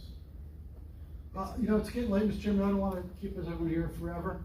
And John, Mr. Cote and I have some work to do between now and the next meeting anyway. Just to be clear, these are not through roads. That's an easement to the adjacent property. So the RSIS road would end basically at the gate. That's the end of the road. The fire chief has already raised questions about the gates. I understand that. We do not have access to their property. They have access to our property. And I can address the fire chief's comments about the gates. I believe the shifting of the one gate of Road I would prevent anyone from accidentally going up that leg of Road I and using it for any reason other than what the Rearm Farms purpose of using that roadway is. Okay, I think there's a lot of people here from the public, and I think we should probably hear from them, give them an opportunity to ask their questions. So, this time I'll entertain a motion to open to the public. So moved. All in favor? Aye. Okay, we're just gonna set up a microphone for people from the public. If you would like to ask questions, Mr. Cote, please come forward, state your name and address, and ask your questions.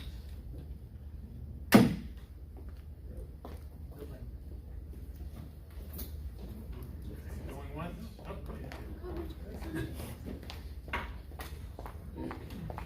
name and address, please. Carrie Sirides, 41 Sorry, Sioux Avenue. Carrie? Kerry.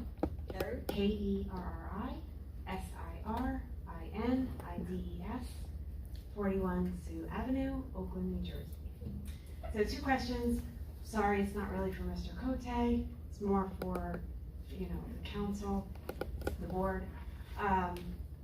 One is, are you addressing how the schools will handle all of these children? It's my understanding that this is in Dogwood.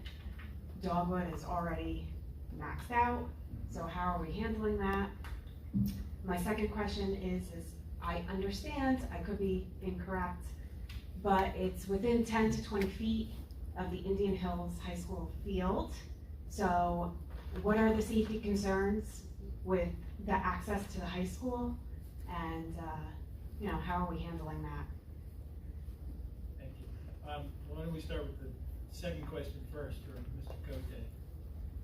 Sure. So what I was referring to earlier was, our project is set down from the high school proper. So we make our way and stagger down the hill from the more or less the west to the east as we make our way away from the high school. It is a residential use. Residential uses are already adjacent to the high school on the west end of the high school. So from a zoning point of view and the use, we don't consider those to be incompatible in that respect. We also are providing a tree line buffering along that entire length, combination of evergreens, deciduous trees, shade trees, ornamental trees. So it's a combination of marrying up a residential against a school, which is actually not uncommon. And again, we have the benefit of being down the hill with the grading aspects of the site, and also the buffer that I referred to also. And we are not affecting the existing tree stand that's on the high school property. There is a substantial tree stand running from each of the fields for the majority of the property line. So any of those trees you see out there today that are run up along the bottom of the fields, they're staying as well. I mean, obviously they're off-site. We wouldn't be affecting those. So there will be no fencing, nothing like that, just trees? There's fencing. It's what they consider a live screen type of effect. We will have fencing on tops of any of our walls that are adjacent to there. That's a fall protection scenario that we provide. That's an important element from a safety point of view on our site as a piece of the puzzle. But we're not doing a full barrier fence. It's again, looking at the different, the town has residential adjacent to the high school on other locations. So this is not an uncommon scenario to have residential in proximity to a high school. Well, I understand residential, but this is 200 units. It's not the same thing. Mm-hmm. Okay. In response to your first question, the board is governed by the ordinances of the town. We only have, limited power. We have to review this application based on the ordinances. And there's a zoning ordinance for this piece of property that essentially allows this development to take place. Now, we have our job to do to make sure it conforms to that ordinance, and that's our job. As far as school children, it's a concern that you should have, that every resident should have, and especially if you have school-age children, I would say. But it's not something that the board is going to consider. So who would handle that then? Where does that come into play? Well, let me just chime in. This is my 30th year as attorney for the board, and I was here for Rainbow River Reserve. Those same questions were posed, and they never came to fruition. The schools never got overcrowded, and the school and it never became a problem. And there were, how many, 400 units or 445. 445 units. So what the chairman is saying is that we're governed by a certain ordinance that this application is proceeding. So the assumption is that everything was taken into consideration when this ordinance was adopted. Okay. Thank you for answering my questions. Thank you.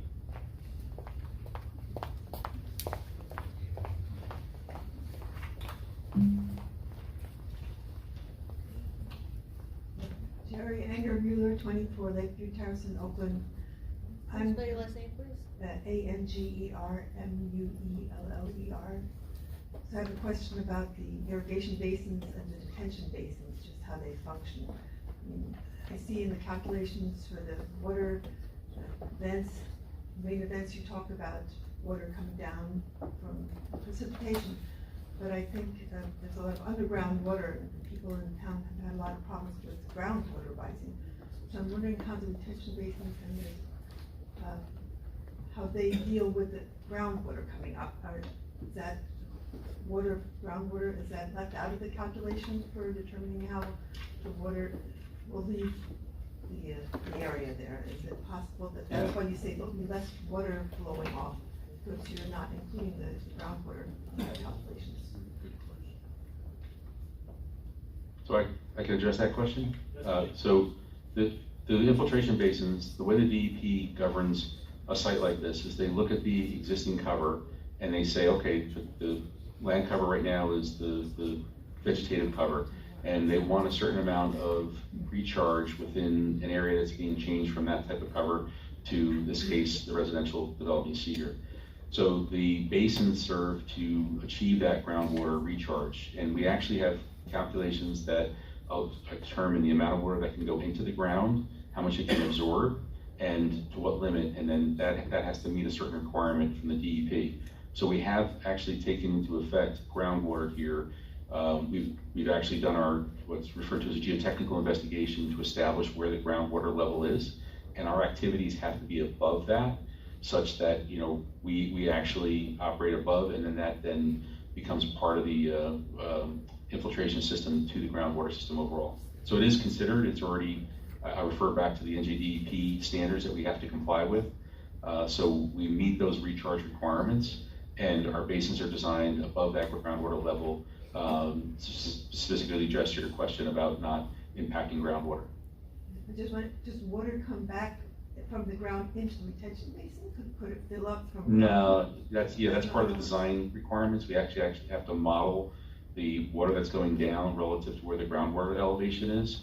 And if the project doesn't support, they call it mounding, then the system would not pass the design standard. And this analysis actually shows that the system supports the mounding of the groundwater, the water coming into the infiltration component, and not impacting the groundwater negatively. So it's actually the DEP actually has a standard for that, and we actually meet that standard. Thank you. Thank you.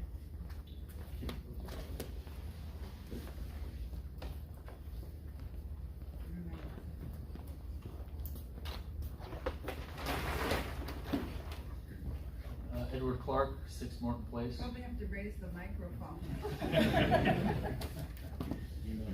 Before Mr. Clark asks his questions, he's from the Shade Tree Committee. Were you planning on having a separate meeting to go over all of their concerns? Because you have their letter, and I thought that would be the most efficient way. Yes, I know that Mr. Cote can say, they reached out to the Landscape Commission to have a conversation. Yes. Because the concerns are not trees, it's just what trees, because DEP has certain standards with respect to what trees are allowed and which are not. In fact, they have to be not only indigenous to New Jersey, but indigenous to Bergen County. So Mr. Cote can testify to this. Yeah, I reached out. I had not heard back from the commission relative to pulling together a meeting. But what I could do is, my landscape architect has reviewed each of the comments by the Shade Tree Commission, and we'll provide both combination of what we can do relative to what the request is, but we'll also have to inform them of some of the plantings that are required to match DEP standards that Mr. Meese was just talking about. So it'll be a kind of a combination of responding to the comments to address things and add things as necessary, and then also show them where we have to keep certain things to maintain our compliance with DEP permits. So we've reached out to, and we want to meet with the Shade Tree Commission and go through each comment, and then this way we'll have a way to answer each one of their questions. Okay, well, maybe you can get my contact info, because that's the first I've heard about that. Reach out to the meeting. Okay, I left the message. My comments Yeah. right now are mainly about stormwater. I think the comments regarding the landscape plan are deserving of another meeting, so we'll do that separately. So back to the stormwater, I would think most of the folks who are here from the public tonight, or a lot of them anyway, are most interested in the stormwater component. And a lot of that description is pretty esoteric, maybe a little tough for lay folks to follow. So I think it's worth revisiting in layman's terms what some of these volumes look like and how the systems work, to give them some assurance. I think the end answer to most every question that was asked tonight will probably continue to be the end answer. The system's compliant to the minimums. The system's compliant to the minimums. So I don't know if this is a question for you or a question for the folks from K. Hovnanian. I know it's not your concern what happens after it leaves the site, essentially, right? But is K. Hovnanian perhaps interested in addressing what happens further downstream, and instead of maybe designing to the minimums, doing something better? And again, I know your answer is we hit the minimums, and you did. And it's a very complicated system and very well designed. So perhaps at some point the board would put that question out there and get these folks a very easy to understand explanation.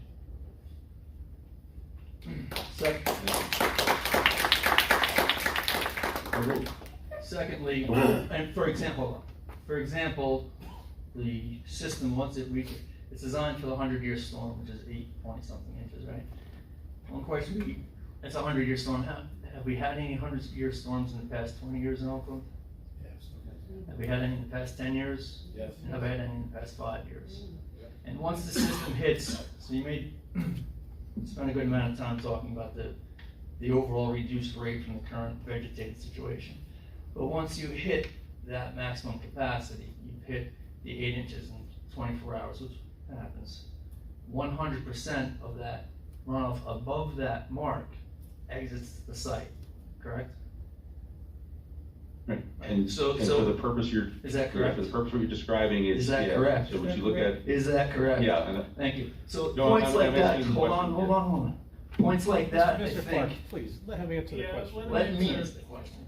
Let him finish answering the question. Come on. Mr. Cote's been very clear with his answers. He's answered every question anybody's answered. Please let him answer the question. No one's here to fight. It meets the minimum standard. Well, I want to elaborate on that slightly, Let him answer the question. referring to that I never said we meet the minimum standards. I said that we're compliant and we actually have exceeded the standards on a number of cases on this particular site. So I just want to be clear that that's not something you're walking away with thinking that we just met the minimum standards. We have, in addition, we've actually gone beyond that on levels. And I mentioned before about the storm events and where we've gone beyond the 80% reduction.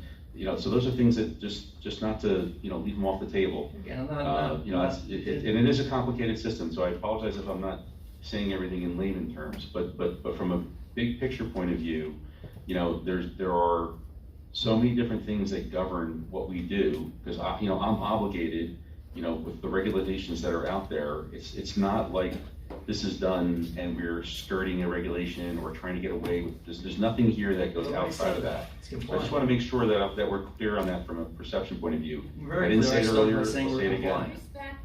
I'm sorry, one person at a time, please. So I started by saying it's compliant, it's well done, it hits the minimums plus. At some point, one of the things you might do, because you did mention a couple of times it goes beyond the minimums, which is great. I know engineers don't like winging numbers, but at some point, for the folks in the public, is it going 2% beyond what's required, 10%, 20%? Maybe at the next meeting, you could put a number on that. Okay, and then I can look for a way to try and explain it as a function of what we've done. Okay. And then the follow-up question to that is, so we've hit the minimums plus a little bit. Can you do better? Can we incorporate rain gardens between the units? So some of that runoff doesn't even make it to the system. Can some of that detention go underground, under the parking lots? Is it possible? I'm not saying it's desirable, is it possible? So less forested area needs to be cleared. So is it possible to do better, is the bottom line. So regarding the shade tree comments, I think, yes, a separate meeting is best. It's be lengthy to do. Just one question I do want to ask while the public is here. In the last meeting, I just wrote down two things as you said them, and there was a little confusion before where it came from. That's how you described the site. You described it as 38.88 acres of predominantly wooded land. Of that 38 acres, how much is being cleared? What's the limit of So disturbance? limited disturbance, I can look it up while we're talking here. Okay. Give me a sec, give me a moment.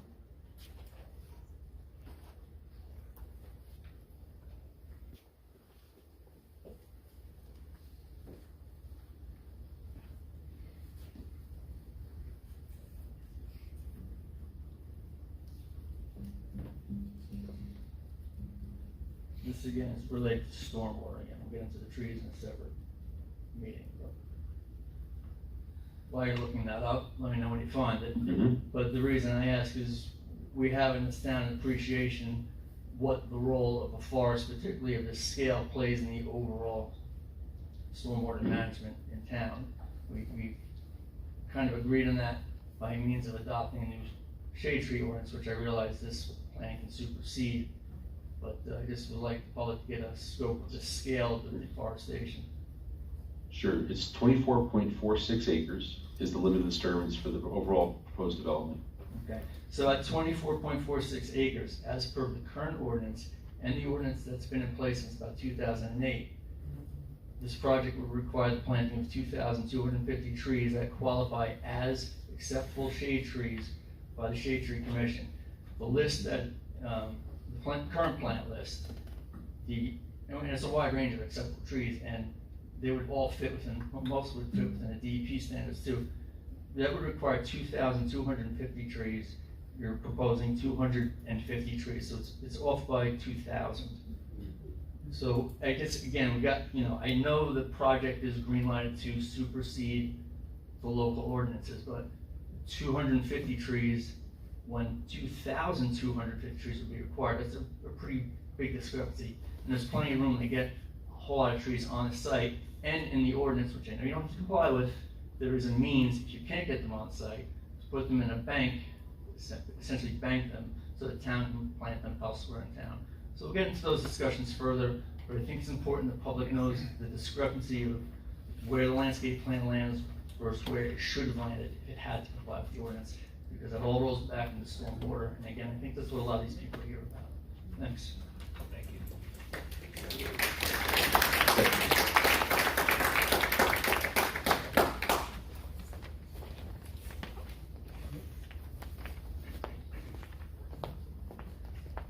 Hi, my name is Judy Paritra. I live at 44 Nokomis Avenue. Can you spell your last name, please? Sure, Piritra. And I want to thank you for the opportunity to speak. I know everyone has had a long day. A lot has been discussed with the runoff, but I want to just give you a little idea of what it is like to live along Alaman Brook. I live close to Crystal Lake. I thought is just asking if anyone ever went to sleep with their sneakers on, because I will tell you, I have, because when we get heavy rains, I hear clink, clink, clink. It's like bowling balls going down the creek. This is when it's raining heavy, the windows are closed. It is frightening. Hurricane Floyd, 14 inches. Granted, it was in 1999, but no one can expect how much runoff. but that is a lot of rain. And a 1 inch over, anything above what we're getting now in heavy rains is very scary for any homeowner. Now, I have heard a lot that you met the requirements. We did what we were supposed to do, but I have not heard anything or any investigation. Did anyone walk down that creek and see the damage that is there? Any additional runoff will be devastating to that to my home, my area. I've been there 33 years. I found a document today because I just wanted to maybe speak a little intelligently, which is a little difficult because it was spoke a little over our heads.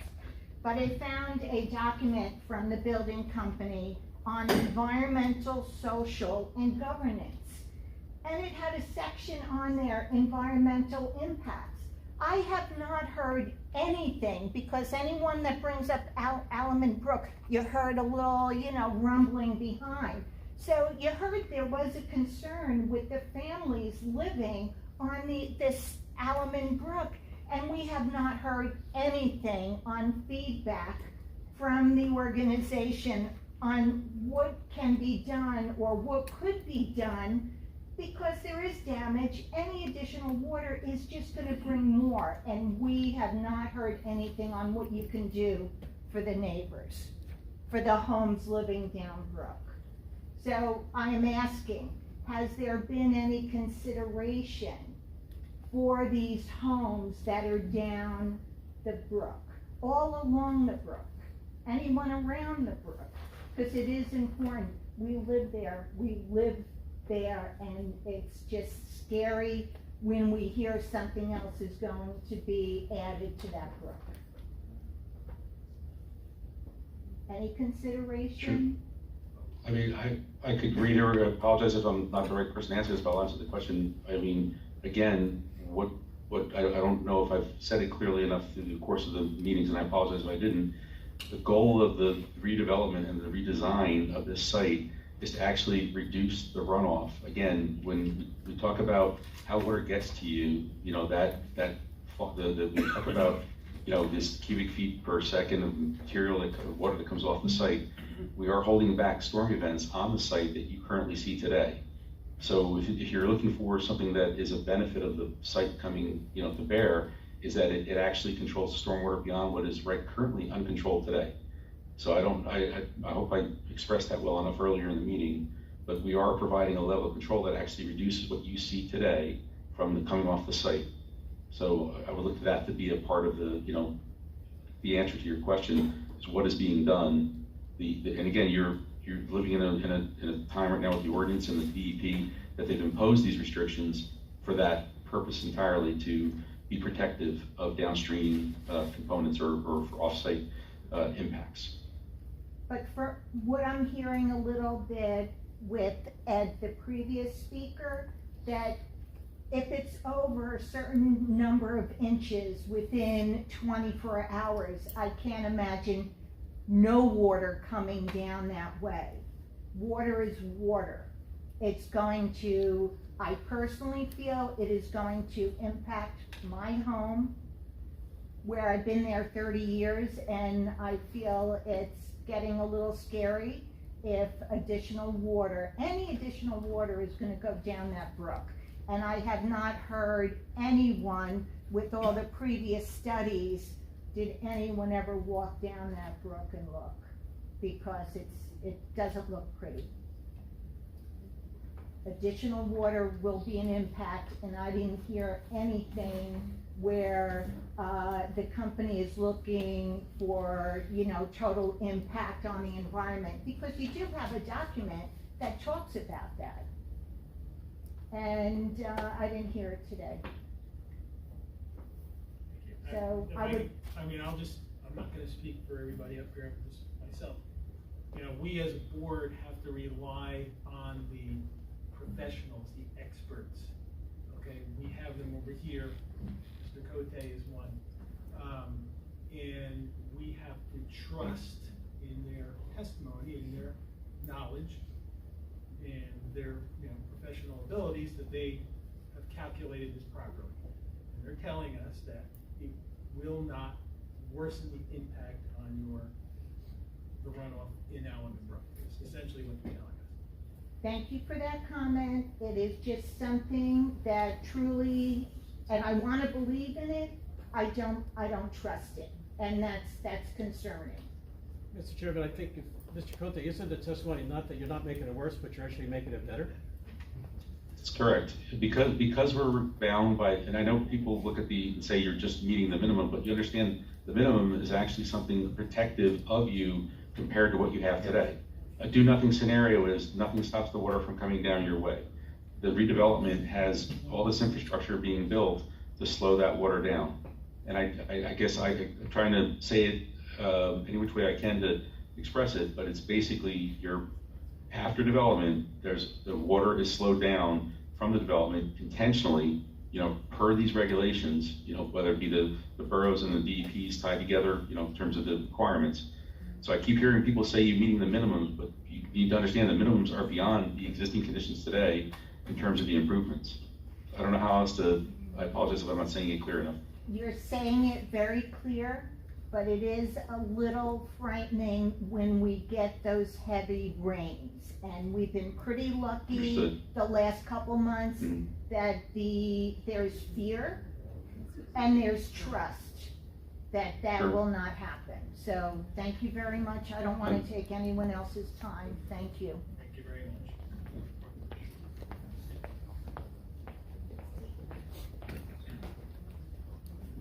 Hi, Adam Elkin, 147 Lakeshore Drive. Last name, please? ELKIN. I'm hearing a lot of issues about trust and confidence in studies. You have to understand, all of us who live around that brook and in that lake have had this same conversation with developers in Franklin Lakes who just put up developments on Colonial, multiple, put up developments on McCoy, a new development back behind Colonial. Each one of those went through these same processes. We heard the same thing from the scientists, and every one of us that live along that waterway have seen it get worse and worse with every single one of those limiting solutions that are designed to help us. We need to do more. To Mr. Clark's point, whatever those minimums are, maybe they're stringent. They're not stringent enough, because if those Franklin Lakes developments met them, they clearly went way beyond what any of those engineers expected. These rain events we're talking about, 100 years, are happening every 5 years. They don't happen and go away. They happen, they cause a tremendous amount of damage. That damage doesn't get repaired, doesn't get cleaned up. Those retaining and retention ponds at those other developments aren't maintained. Nobody calls them out for it. We pay the price, and now you're asking us to accept it again. Do more than the minimum. Bring something to show. We've done the minimum. It failed. Obviously our numbers aren't working. Let's find some new numbers that do work so we can protect the people that live down here. They've seen far too much of this damage and have been ignored for way too long. Thank you.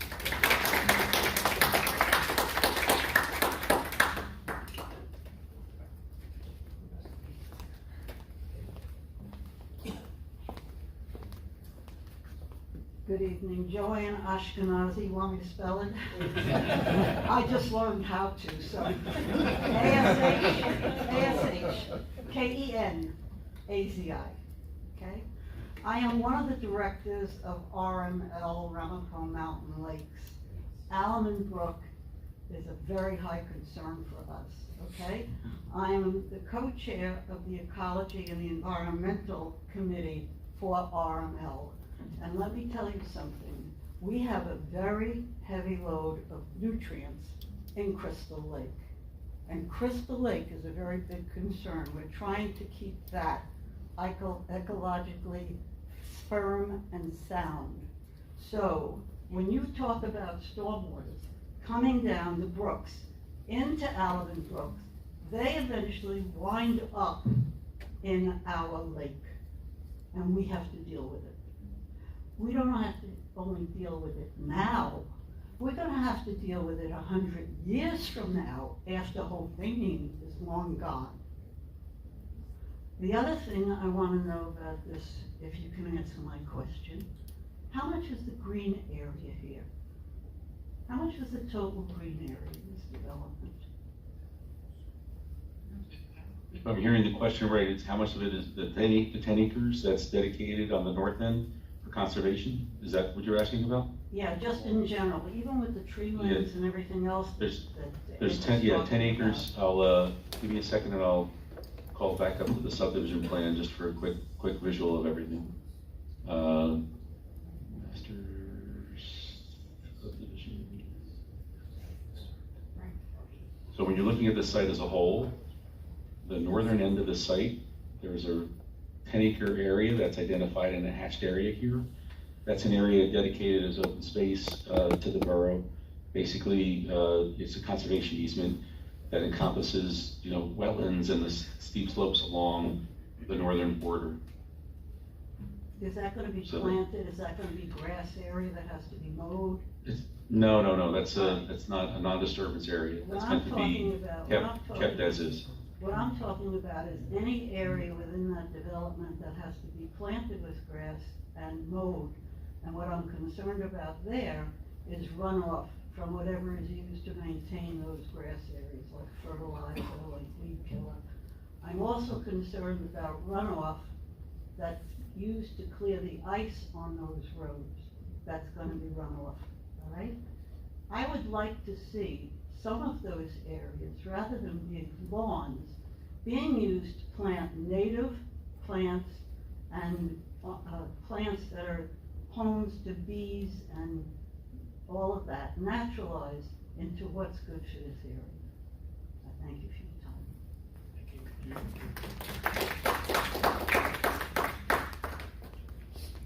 time.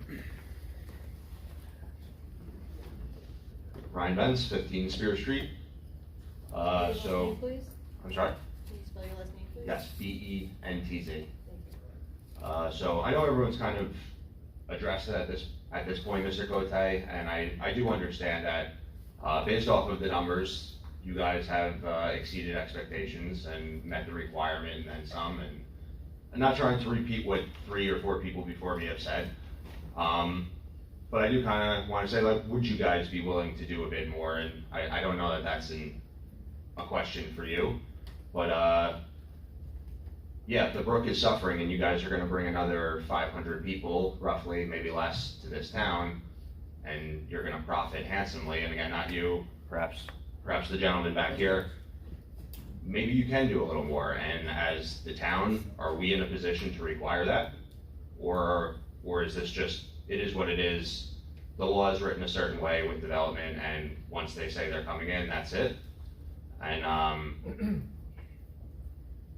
I guess furthermore, what the lady before me was saying, there is going to be the runoff will be what it'll be, but this was wooded area, which will naturally filter a lot of things. So now we have cars here. It's popular in airports to have like a water oil separator before the water reaches what will eventually reach Crystal Lake. Can we require that that's part of the plan? That there's some kind of separation, not just the filter. The filter will do what it will do, but in terms of oil and other things, do we have a way to filter that and make that a requirement for them? And I guess this is kind of addressed as the board, for the town. Can we require that? I'm going to defer to Mr. Cote on that because there is certain number of water quality structures which you did talk about, which do a certain amount of that. Mr. Cote? Sure, yeah. So looking at it, from a big picture point of view, the DEP prefers green infrastructure where you can, and the DEP's preference on green infrastructure is infiltration basins. They find that to be the most effective tool in dealing with runoff from any number of sources, whether it's vehicular surfaces or whether it's landscape areas, whatever the area might be.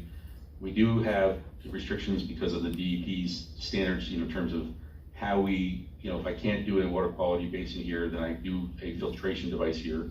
For example, on this will see minimal activity because it's not meant to be it's not a high volume road or anything along those lines. But from a large scale point of view, the best measures we have are the infiltration basins, not only to provide the groundwater recharge, but to hit the marks on the, in terms of providing that removal of suspended solids, the nitrate treatments, the different items that are all, part of that, I'll call it a treatment train in the process here. So from a discharge point of view, nothing's leaving the site here relative to any of the new development that doesn't get treated. So that may be, and again, I don't want to speak out of turn on other developments in other parts of the town or other towns. I can't answer to what they did or didn't do in their project. But, from a water quality point of view, the number one measure is infiltration basins. If you look at the DEP's current standards, where they're trying to change things, they want to use things that are, they want to get away from certain measures. They're looking at porous pavement as an idea, and as an engineer, I'm not necessarily, I don't agree that porous pavement's necessarily the best bet, because I think it becomes problematic long-term for, care and maintenance and ownership. So I would say, you want a job, if you can get a design that incorporates as much infiltration as you can, because it serves multiple purposes, not just water quality, but also recharge for groundwater. To your point earlier about the tree cover here, you need a way to replicate that element of how water is absorbed, to serve the recharge purpose. So I don't know if that answers your question, but those are the things you want to look for in a project. I appreciate that, Mr. Cote, and I think if I may ask one other question, I think I want to start with a statement. I grew up in Paramus, and that town has gotten completely wrung dry with overdevelopment. I came here, again, Mr. Cote, I know this is like the same thing you're hearing, not necessarily your problem. I'm not thrilled about this, it seems like it just followed me 15 minutes up to a wait, and this is what's going to keep happening. So, is there something we can do? Obviously, everyone's concerned about the brook and the lake, and maybe that's not their problem. Maybe they're not even going to be to blame as things get worse. Is there something that, okay, this is a $100 million project, we're going to have our engineers and our construction crews here, can we give them some kind of tax incentive to handle that for us? And I don't know, maybe that, maybe it's a priceless job, because we need it done, no one's really doing it. Obviously, this is about profits, and it's very disheartening to see that 30 acres are gonna get essentially, or 20, 25, whatever it is gonna get clear cutted. I'm not far from there, I'm not on the lake, I'm not affected by it in that way, but that's really disheartening to see that, okay, this last bit of acreage might get chopped. So, okay, it's gonna happen. We don't have a say in that, as disheartening as that is. Okay, can we try to work with them a little more? All right, guys, you're coming in here, you're gonna do something that we don't want, we essentially have to take it. Can we give them some kind of incentive to do something more for us? And I don't know. Is that possible? Is it just a nice thought? I don't know, maybe that's something that you guys can discuss further and through the council. I don't know, but it would be nice to consider, and maybe we can accomplish something that way. What are you, I'm not, a little confused by what. Sure. What do I mean by that? Yeah, what would you like us to do? It seems like there's this, natural gully that's making its way down to the creek. And, I understand that right next to excuse me, I said creek, but down through this creek down to the lake, Crystal Lake. And yeah, right next to the lake, it seems like, they've built up the gabion wall, and there's mafia blocks, so to speak. And it seems like they've done some construction right next to the lake, but maybe kind of having there be some kind of plan to kind of just all the way, almost, I know a lot of it is wetlands, and then that eventually picks up to some kind of gully that makes it down to this lake. Is there something that we can do, which would be a huge undertaking that obviously the town can't afford, and none of the neighbors can, along that path, can absorb that cost? But maybe for a $100 million project, it's not out of reach for them, and maybe they're not going to do it for nothing, but maybe we can give them some kind of incentive to do it. And maybe that's just continuing the gabion wall beyond the stream house, and maybe just strengthening everything that the water, like that Almond Brook, Element. however that path is, it eventually makes it to the lake. Perhaps if we give that a little more of a look of how can that be restructured or strengthened, not just next to the lake, not just, you know, under the stream house, but further up, like up to this point. Or maybe once it leaves the wetlands beyond this point, something like that. And, you know, the Boswell gentlemen, maybe they have something to, sorry, I know, I've heard the name a million times, we've met, I'm not gonna try, but maybe we can throw something I together. think what you're asking is, would the developer consider contributing towards the repair of Allerman Brook? Yeah, and not even necessarily repair, like just rebuild in some way, and maybe us as a town can give them an incentive to do that, not just say pretty please. I'm not gonna get replaced. I appreciate that. I understand. It was rhetoric, kind of. I wrote that down, Mr. Chairman. You got that all down? We're certainly looking into it. I did it in about 1/5 the words. I appreciate that. Thank you.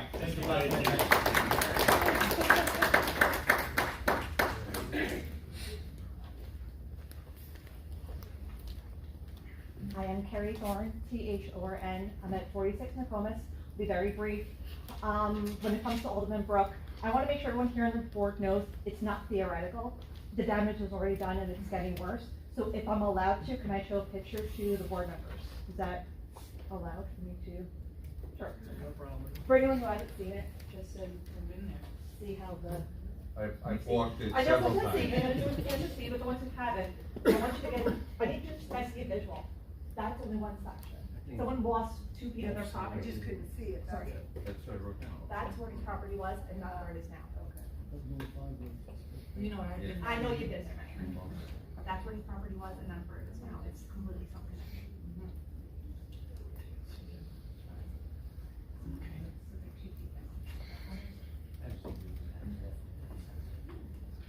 What is this? This is, property was here. Right. It was here, but now it's down there. It's just down to No, you should 3 feet. call the tax assessor.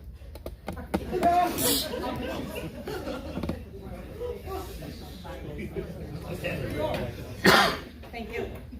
What, she's still paying for that property? Okay. Dan Delia, 7 Fordham Road, DELIA. I'm also a member of the fire department. These guys are taking it very lightly on one entrance and one exit. God forbid both sides are blocked. How are we getting in? How are the people getting out? Everybody's saying, oh, the road is wide enough. Trust me. I was in the landscaping business. We used to take care of property in Mawa, Indian Field, same kind of development. I've seen trees come down, block 30-foot roads. They can't get through. At least if it happens on a regular road, you come in another street. There's only one way in, one way out. You gotta find another way. All right?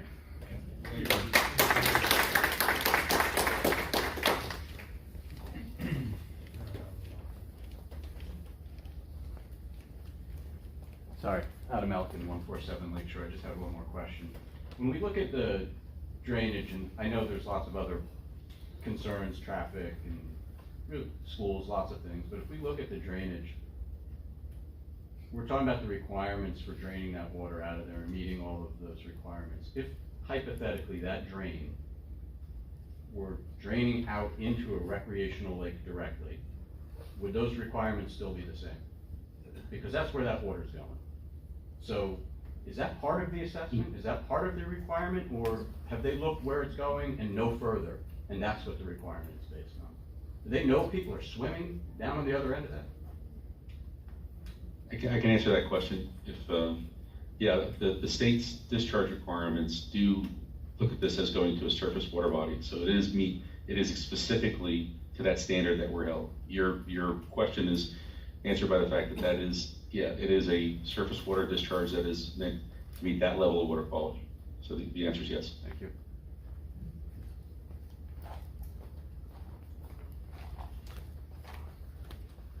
Hi, Josh Lyons, 89 Lakeshore Drive, LYNES.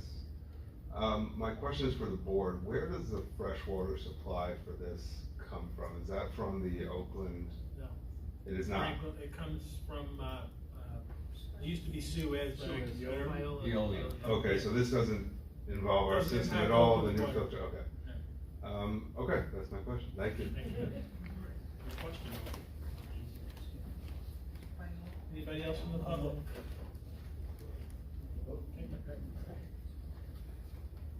Good evening, Eric Mala, 41 Page Drive, Oakland, New Jersey. I just What want is his name, please? Kulmala. Okay, I just wanted to expand on what Mr. Rose was talking about, the sidewalks in the area. I live on Page Drive. I live right around the corner, right from the exit from the high school. Grew up in the area. And the problem is sidewalks are really problematic up there. We have a high school up there, and having grown up there, Yawpo is it's a frightening road, and when you come around to the bottom of McCoy, you know, people are racing back there, coming back and forth, and it's the main thoroughfare from our neighborhood to get out to 208 and 287. That's the way we go. We don't go down through downtown, we come up and around. So what I'm asking, and the other thing also what the town is doing is, looking at Councilman Pignatelli and the mayor, we have a Safe Routes to Schools program that we're currently implementing. Okay, right here at the Valley Middle School. We've also put sidewalks in by Dogwood Hill School coming down Dogwood Drive. Okay, so I'm asking if the board to consider or the developer to consider, yes, please put those sidewalks on McCoy Road, okay, because you're putting in 200 units in there, you're gonna have children. How are they gonna get out of there to go up, to go down to McCoy, up Yawpo? If you walk up Yawpo going up that steep slope, it is absolutely terrifying to walk or ride a bicycle. So I would ask the developer to consider putting the sidewalks in, and perhaps the municipality can look at a Safe Routes to Schools program on top of that, so we can make this a walkable community coming out of there. It's isolated. There's no place to go without sidewalks. The other thing I also want to talk about is I just want to put a exclamation point on what the residents from down in Nokomis, down in Allen and Brook are talking about. The flooding that took place last year in the fall, and to talk to the neighbors, absolutely terrifying. We were down there with OEM watching the flow that was coming down. It's never been that high, and that's something that really the developer needs to really be aware of. We have video of it, we have everything. It is very problematic. And I'm probably going to go out of bounds here, but I agree with the resident from Spear Street. Perhaps there is some type of partnership that the builder can get into with municipality to do something to shore up that brook so that they can, you know, make it more resilient for the neighbors to really address with the water flow coming on. That's all I have. Thank you. I just want to respond to the sidewalk issue, just so you understand. The sidewalk goes from the development to other way towards Franklin Lakes. It won't service any Oakland residents. It will not help any residents from Oakland get to the schools. I understand. Okay, so just so I'm clear, when you come out of, if you're going to come out of that onto McCoy, there's no sidewalks going to the right toward Yawpo? There is none at the No, moment. it's not their property. The property So the line property is right there, okay. right there. But So I the still. there's other private properties between the development and Yawpo. Okay, but I still believe in what Mr. Rose said, even going up to Franklin Lakes, there is there's a community up there with disabled people, and it's not a walkable community. I still think I think it's a good idea to have the sidewalks, and perhaps Franklin Lakes can supplement that as well to get up to that. That community didn't put sidewalks. I know that, they didn't put it in, right, correct. Agreed. Okay, anybody else from the public? Motion to close the public? Second. All in favor? Aye. I don't know if we're done yet with Mr. Cote. With questions? John, did you have more? I mean, I don't know if we're not gonna do it tonight, but I just wanted to know. What if I had a quarter of a question, or one question, Mr. Chairman? It just has to do, Mr. Cote, it just has to do with your environmental assessment of the site and existing conditions. Could you give testimony on if you did a phase 1 environmental assessment and if it found anything on the site? That's my sole question, Mr. Chairman, for this evening. Yeah, my firm did not do the phase 1. I'd have to rely on the owner the applicant to respond to that. So then perhaps some other night, we'll save that question for another hearing. Environmental impact statement? Okay. No, hazardous materials. So I just trying to plan ahead for the next meeting as to where we're gonna start. Do we still need to finish with Mr. Cote's question? Well, I didn't think you had. Yeah, okay, so that's, we will begin on the September 8th meeting.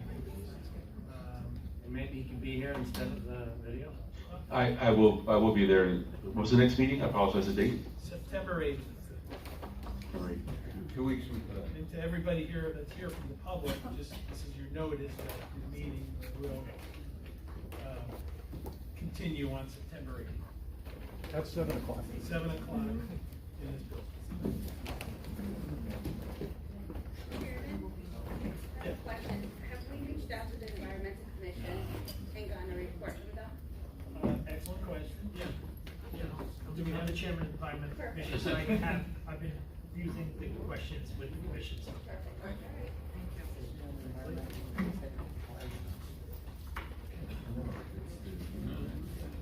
All right, so I'll entertain a motion to adjourn. So moved. Second. All in favor? Aye. I beat you, Mike.